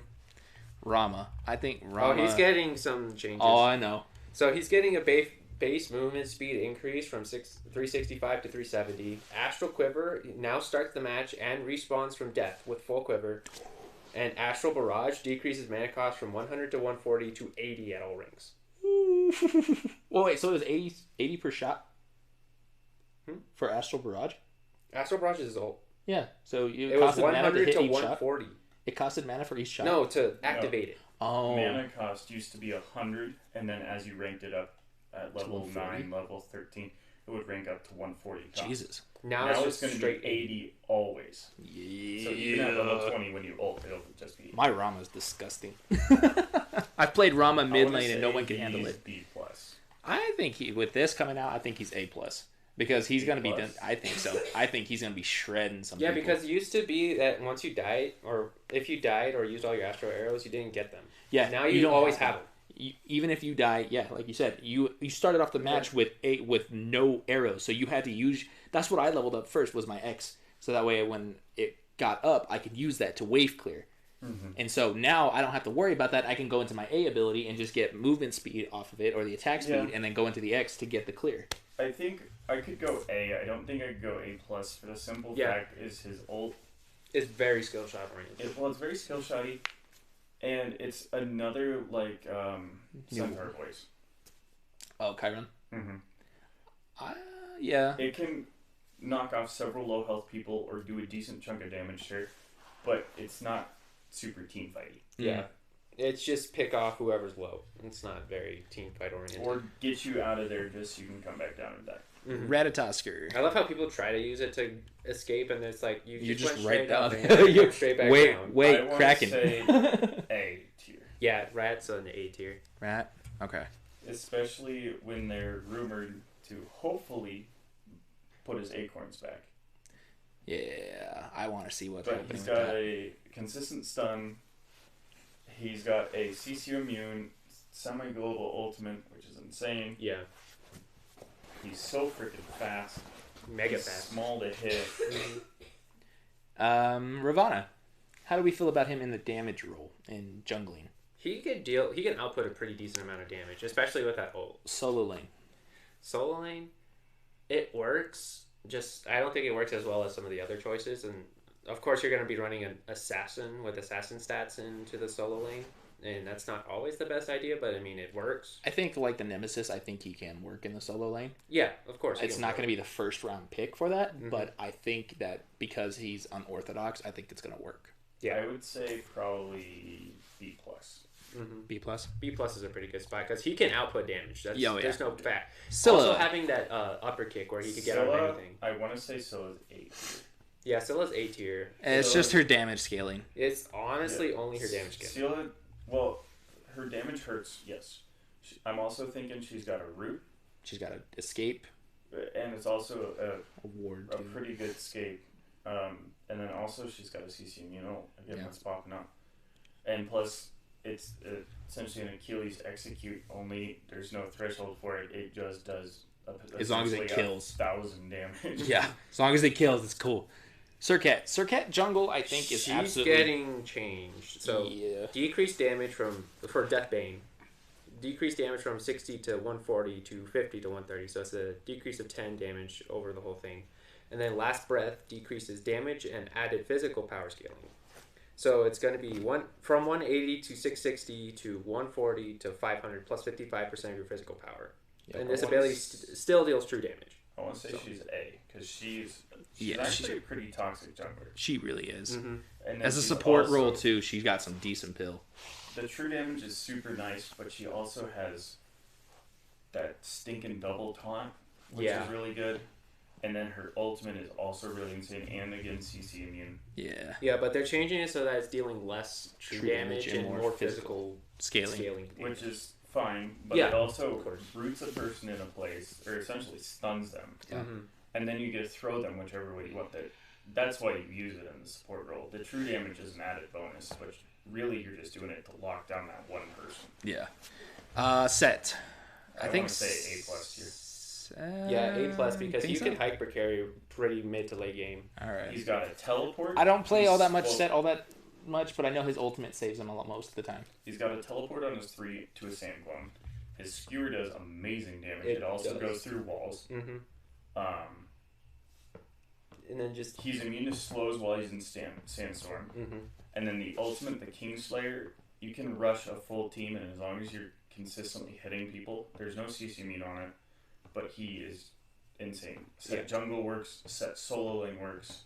Carry solo lane. A carry set Carry works because of his so much range that he's got on it. Next up is Scotty, but I put Scotty in the B plus tier because she's once again another stand your ground hunter, and there's a lot of people who can collapse on her. Yeah, that's true. I would have said maybe higher, but the fact that she doesn't have an escape option. Yeah, it's arguable. She can pull an entire team onto her entire team fight to her side. A for Scotty. Yeah. Just because you can throw Calder at people now. Also, you can use Calder to tank 5 tower shots. And then if you use the ult, it could be up to 9, which is insane. That's only if you're using the ult to be like tactical with it, not to. If you throw Scotty into a tower, if you throw Calder into a tower, Scotty can probably take towards full build can take down a tower at half health. Yeah. Easy. Sobek. I have not seen him very much. I have not. He's a sleeper. I want to say he's at least B plus. Yeah, just because the anti-heal is really good, the pluck is what drives people insane. Yeah. And then that's the one intimidation about it. And then his ultimate, decent solo lane as well. His ultimate is absolutely. It just it's almost as bad as Ymir, but the fact that you can move around in it, you're just like, yeah, it's what. And you can cancel that one too, can't you? Yep, you can early cancel it. People learn how to early cancel. How do I do that again? No. Ooh, Sun Wukong's getting a buff. Oh boy, your boy Sun Wukong pricey. All right, so his Master's Will, which is the D tier. which is the roundhouse swipe, is the ability now applies an attack speed slow along with the movement speed slow. And then the somersault cloud, so whenever he jumps off the cloud, the damage is going to be from 200 to 400, changed to 200 to 500. So he's going to deal more damage off the somersault, and he's also going to attack speed slow and movement speed slow people with his roundhouse. I want to say B plus. Yeah. He works really well. I don't think he's going to be nearly as insane as some of the other hunters. He's getting a nice damage bump. He's a well-rounded. He's got a couple abilities where they're going to do some additional procs off the new Gladship passive. I think he's a counter pick to most of these. He feels like a safe solo lane. Pick. He definitely is, especially when he gets down to that an execute threshold for an Achilles. He could just pop off into his ult and up he goes. How crazy he's like, I'm contemplating that he should be in triple S. He's got some damage. I mean, there's some times where a Sun Wu can definitely pop off. He also has a Erlong Shin sort of dash. As well. Yeah. He has a dash jet, or just kind of a increased movement speed. He has a knock up, and he has the stun someone. So they all do. I don't think the bowl form increases movement speed, but everything else does. He's definitely a little faster than the form, but I don't think it's nearly as drastic. I think we could argue for A because of his protections, because of his passive. Yeah, his passive does give him a lot of. I think I'm going to put him in A just for his passive. So too. Rework plus Glad Shield plus some of the new items. Susano is going. I'm going to put him in S because he does way too much damage for his. And having an ult that can. No, he's not. And having an ult that goes through walls and can watch our show. See how you think. Having an ult that can pass through walls and kill people out of nowhere just boosts him so much. Oh yeah, we're getting out the last one. Sylvanas. He's in. I'd say B tier. Yeah, B. Cool.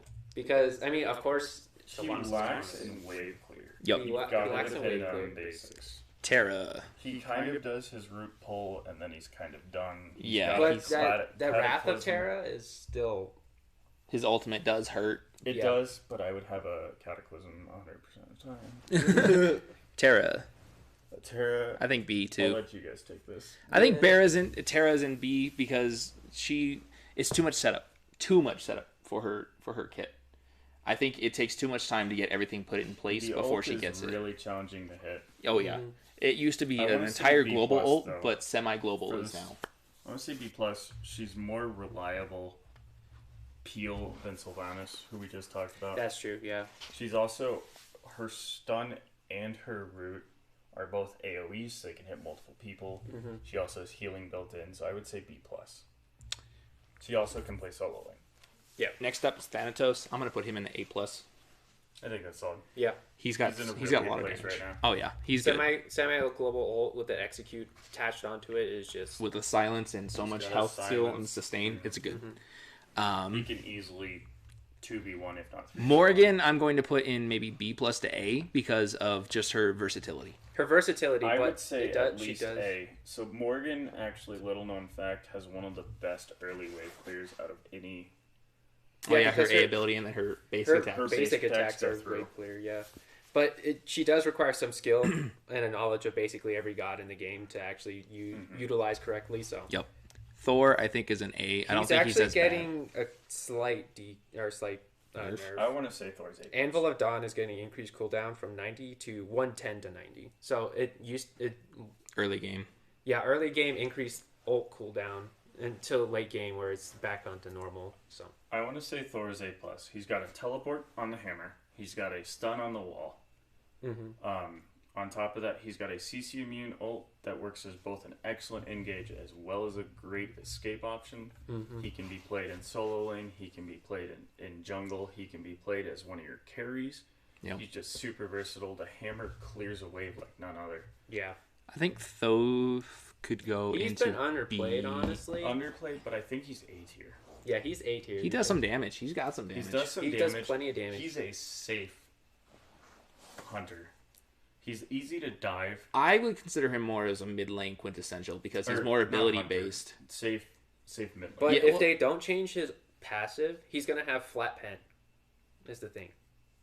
I think they might look into that. They may look into it, or he may go around it because he's gonna get what, like plus 10 pin. It's per stack of his passive. I think it's like 4 pin per stack. I think like something like that. And it gets to up to 20 at 5 stacks at level 17 or whatever. But he does ability damage. he for does this ability tribute. damage, and his ult is honestly just super good. Also, interesting trivia fact: if you're firing basics through Thoth's wall, it also does the same thing to your basic attacks. Yep. That's why I always try to set it up right in lane, because then Yeah, you any try to hunter set it up that's for with the it, team because the team can use it, any ranged attacks at least. and not Sylvanas range attacks. You know, what'd be funny is that seeing. I wonder if the basic attack will go through Nike's barrier. His X, those X. They don't count as basic attacks, so yeah. Yeah, they would. I think they do count because they're just stims. I think it's like Isis's. Not the wind gusts. The wind gusts are actually abilities. There's not a basic attack. Her Thoth's abilities are stim. His X is a stim to his basic attack that does go through walls, and does ability damage versus basic attack damage. I think it's he summons 3 glyphs and uses them as attacks. He doesn't use or stem his basic attack. Tier I'm gonna put in the B category because he did have he had a good sense of what he was going to do right in the middle of season 6, and then what do they get rid of off of it? The silence for the knockup. For the knockup, I want to say he's A tier. Oh, I just realized. Yes, he is A tier. A space TEIR. IR? A T. YR. In the Oh. A category In tier. the A category. Oh. For the simple fact, he's ability based. You're tiebreaker on this one. He's gonna get that Glad Shield proc multiple times on his first ability in his power stance. Yeah. He's still got super good healing on that cleave. I think the Glad Shield could argue put him up a tier. He's also up a tier. Yeah. He's CC immune in the ult, and it's both a good engage and a good out. I'm gonna say a B plus only because I think there's more safer picks to go than tier. You have to be super aggressive. And Plus, you have to be able to hit his dashes. Oh, yeah. Period, so. And But if you're it's playing also like a just- Guan Yu who's immune to the knockups and to the dashes, you're not. It's Also- not But that's counterpicking and I mean, you don't know that doing it in the casuals. exactly. You don't know it going Team into casual. fight, So. though, he's really good with the knockouts. He's a good isolationist. He can even chunk like if your team's losing that team fight, and he can knock 3 or 4 people under tower. Yep. I just Euler, realized I'm gonna put this. into A tier. Yeah. Yep, good hunter, good mid laner. Even can work sort of as a jungle What up? unless you. No, I was just gonna say they have a January 10th PTS balance update. So. Oh, it was yesterday. Yeah. Or the day before yesterday. So we could go over that Vomit. after a second. Vomit. He's kind of more situational I'll than put most him in. people think he is. So B plus. yeah, B plus. Is His probably ultimate life steal, his health regen is insane. including the damage that he does. Vamana is going to be a counter pick. Yeah. The fact he's CC immune in it, Vamana completely counters Oleron. I think Vamana could counter a double hunter build. Absolutely. Yes. Oh, of course. Yeah, I think so, because that basic attack... He's a decent solo laner, but unless he's your thing, you're not really going to pick him up. Yeah. He's going to be a counter pick in your ranked games. Mm-hmm. Vulcan. I think Vulcan is an A. I think He could be argued A for an plus. A+. plus. His damage and his pen is ridiculous. He can shred tanks pretty easily. I like him in he A. can, plus the turret usually goes without being seen, just firing the entire team fight. I like him in A, just because of the pen that he gets Sure. from it. The Jevil. ultimate is hard to hit. Yeah, people, it's like, it's a massive thing. But anyway, Jebel. In the B tier. He's seen better days. Where are we at? Jablanque. He who shall not be Jablanque. named. Yep. Alright, that's all we're going to say though. Next. Jing Chen. I want to say A tier. Yeah, I agree. A tier is a pretty good spot for him. He's got some good solo ult. and support. He's got some good peel. Sustain. Alright. Dashes. Mobility. He's One got of it the all. best ultimates in the game to draw beads other than maybe Ares. Mm-hmm. Yamoja. Plus it's still D tier. I would wanna say B. B plus. B. Think so? Mm-hmm. She. If you have an emoji that knows what you're doing. Yeah, if she knows what she's doing, She then can she can speed be up the pretty whole good. team to get out of there if she needs to. She can also start an engage and put the ring right behind the person, so as they run, it just hits them and throws them back into the team fight. It's super easy for picks. Got a solid ultimate. I'm going to put Ymir in consistent B stun. too. Also, No, Ymir's an everyone A. forgets Yamoja's stun. Stuns towers and phoenixes. Yeah, it's- Everyone it's does tired. forget that. But Ymir goes in A. For there's- He I would has say he's A. he has the freeze, which freezes He's people got for so freaking long. He has one of the best overall crowd control yeah. in the kits game. in the game. He has the basic attack slow built in. He has the slow on his cheat of ice.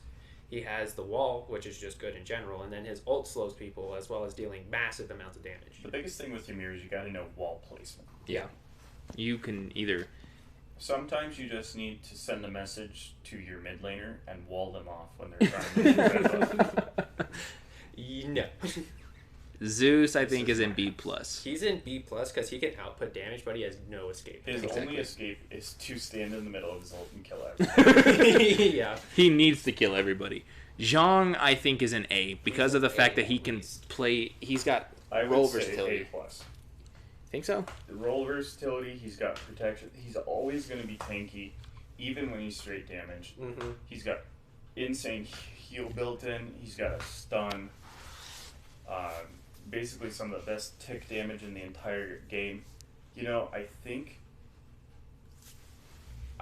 that counts as getting hit by the same ability if you The get X hit by ability. multiple spirits. Yeah, the From X his ability does ultimate. it. His spirits does count as it because it So gets the rapid. new passive from Spear is really going to work well on Zhang. Oh, yeah. The one god that isn't on this tier list is Heimdall. He's gonna get a nerf. He was in S tier. Yeah. Until recently, or until the update hits, and now he's gonna probably go down to A or B plus. I agree. So now that we've gone through pretty much most of everything we talked to, PTS had a couple things. Bastet decreased the base damage on her pounds from 80 to 340 to 80 to 300, so less late game damage. oh, is that right here? Razor Whip, yeah, or it's underneath the rest of it's right here. Gotcha. It's gonna be at the top because Bastet. They do the gods first. And then... Okay. All right, so and then a Razor Whip is gonna decrease base damage from 30 to 90 per. Oh wait, sorry.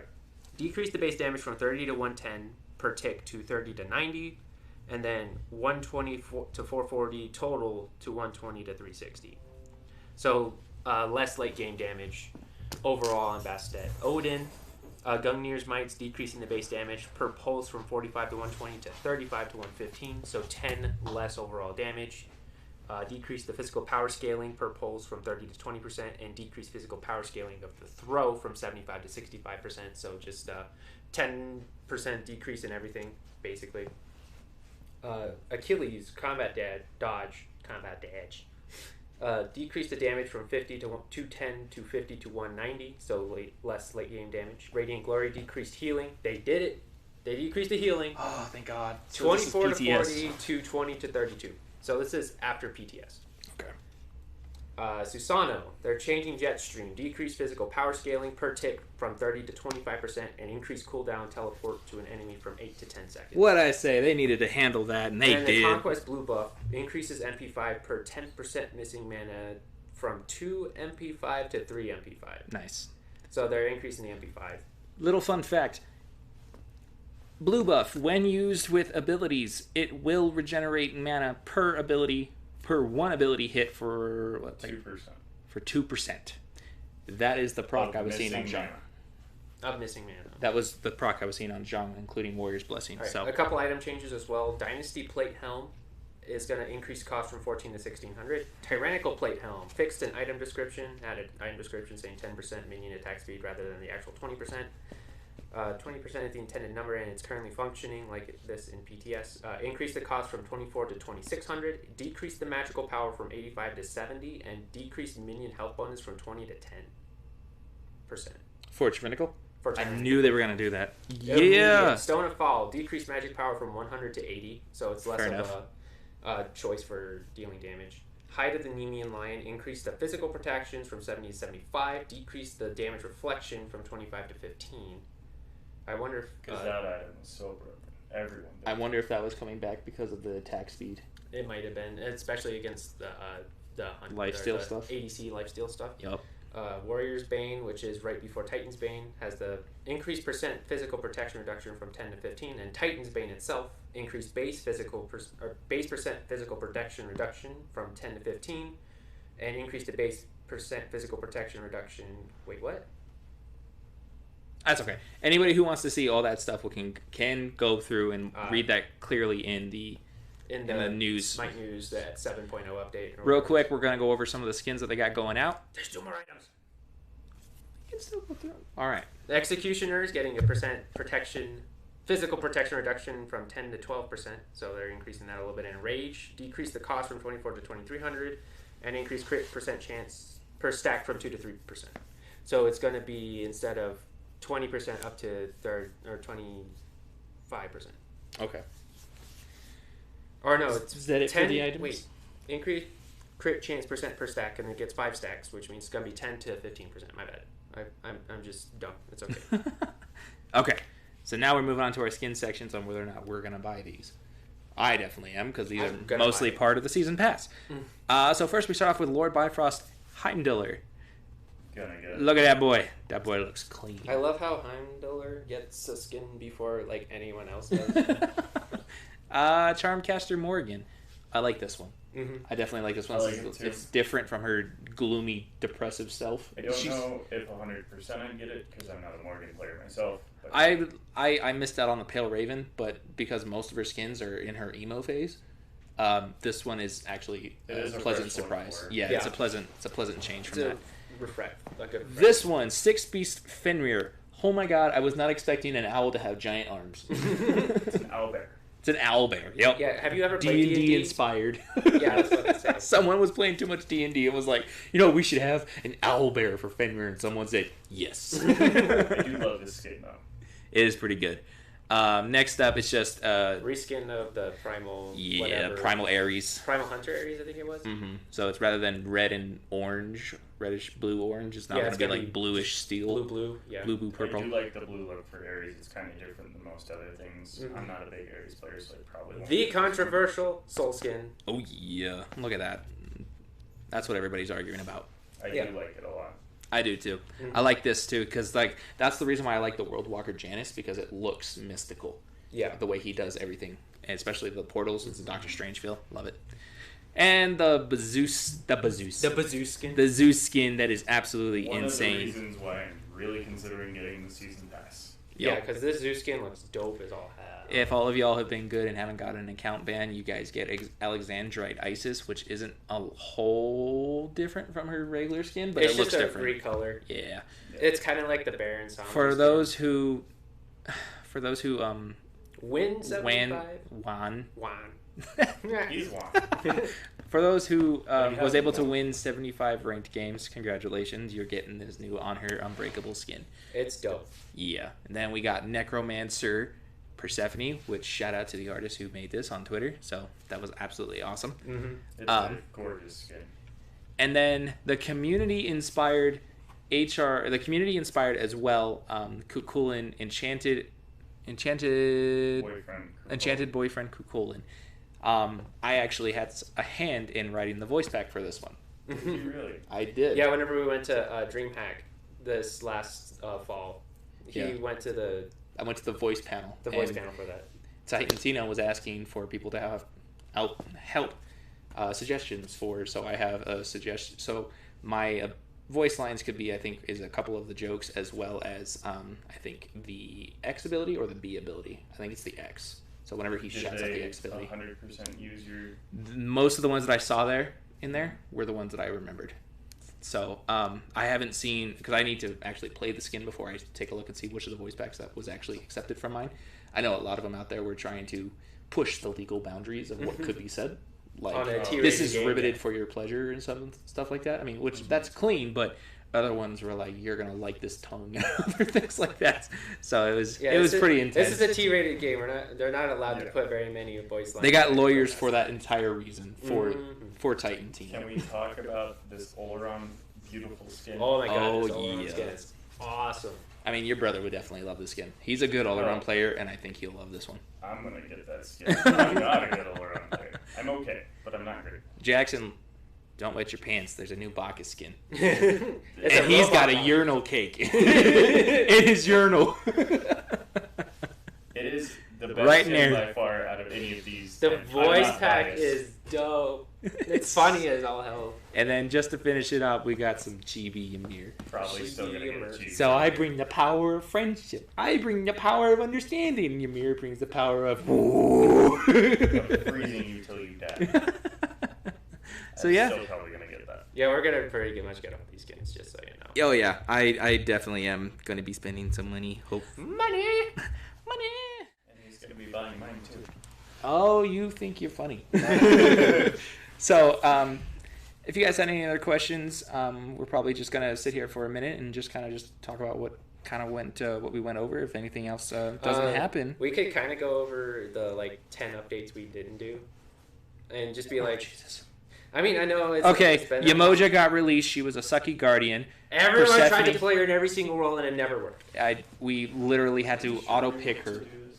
We literally auto-picked her just to make sure. Well, yeah, we deserve it. We literally auto-picked her just so she wouldn't get played. Persephone came out. She was ridiculously overpowered to start off with. They had to nerf her a couple times. It kind of worked. And then with Heimdallr released, everyone's like, oh, he's a broken god. But they forgot he's supposed to be a broken god because he's a hunter. He needs to deal damage, which I stand by the cases. I don't think he deserves to be so heavily nerfed. But he deserves to have some nerfs done to him. Actually, let me go back to the Smite News real quick. And Well, look at let's not go through those nerfs. No, I just wanted to look at the Heimdall. Oh yeah, no, nerf that's fine. because we didn't really talk about it, and we probably should. Ugh. Hold up, it's like way far. I know they decreased the scale power for his X ability and decreased the damage initial for his. All right, so Y. the Vigilant, which is his passive, right? Decreased physical power scaling per stack from 3 to 2%, so Right. he can max out at 10% extra damage. Piercing Sight, his first ability, decreases physical power scaling from 95 to 85%. Through the realms, the initial decrease the initial hit physical power scaling from 110% to 90%. So they just slightly reduced the ultimate hit and his sword, power scaling. and then his power scaling off his passive. So, yeah. So that pretty much does it for our God Speech episode 6. I know this one was like 5 hours long. Jesus, It was like 3.5 because we had 30 minutes on that first stream. So I thought I mean, this one's definitely going to be a big one because it is the top of the season. top of the season. Yeah. So later on, we'll have shorter ones, probably like an hour and a half, maybe even less. It 45 never minutes. works out that way though. Yeah, we'll figure out a way to streamline it, or at least I will. Well, I mean, this time we did the tier list, and Yeah. But so- anyway, you know. But all we the fun appreciate stuff. you guys coming and watching. Hope you guys liked it. If you guys had any other questions or wanted to see a little bit more on the segment that we haven't done or introduce a segment, please give us a shout out on Twitter, on Facebook, Instagram, whatever, however you want to And yeah, contact us. We'll be watching. We'll be watching. We'll also probably starting to play some Smite here in a little bit. So, so we'll be online. So me and I think me and JR our Troll King here will be able to be streaming kind of back to back as well. So appreciate you guys for watching. You guys have a wonderful day. Peace. And stay divine.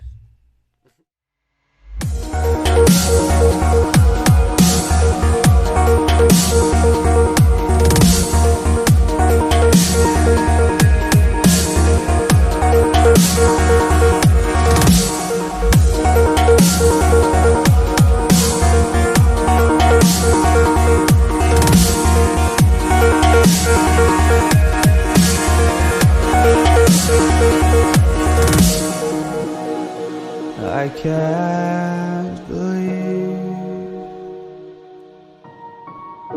the night lay waste to all we'd given. But honestly, you've gotta know that this ain't living.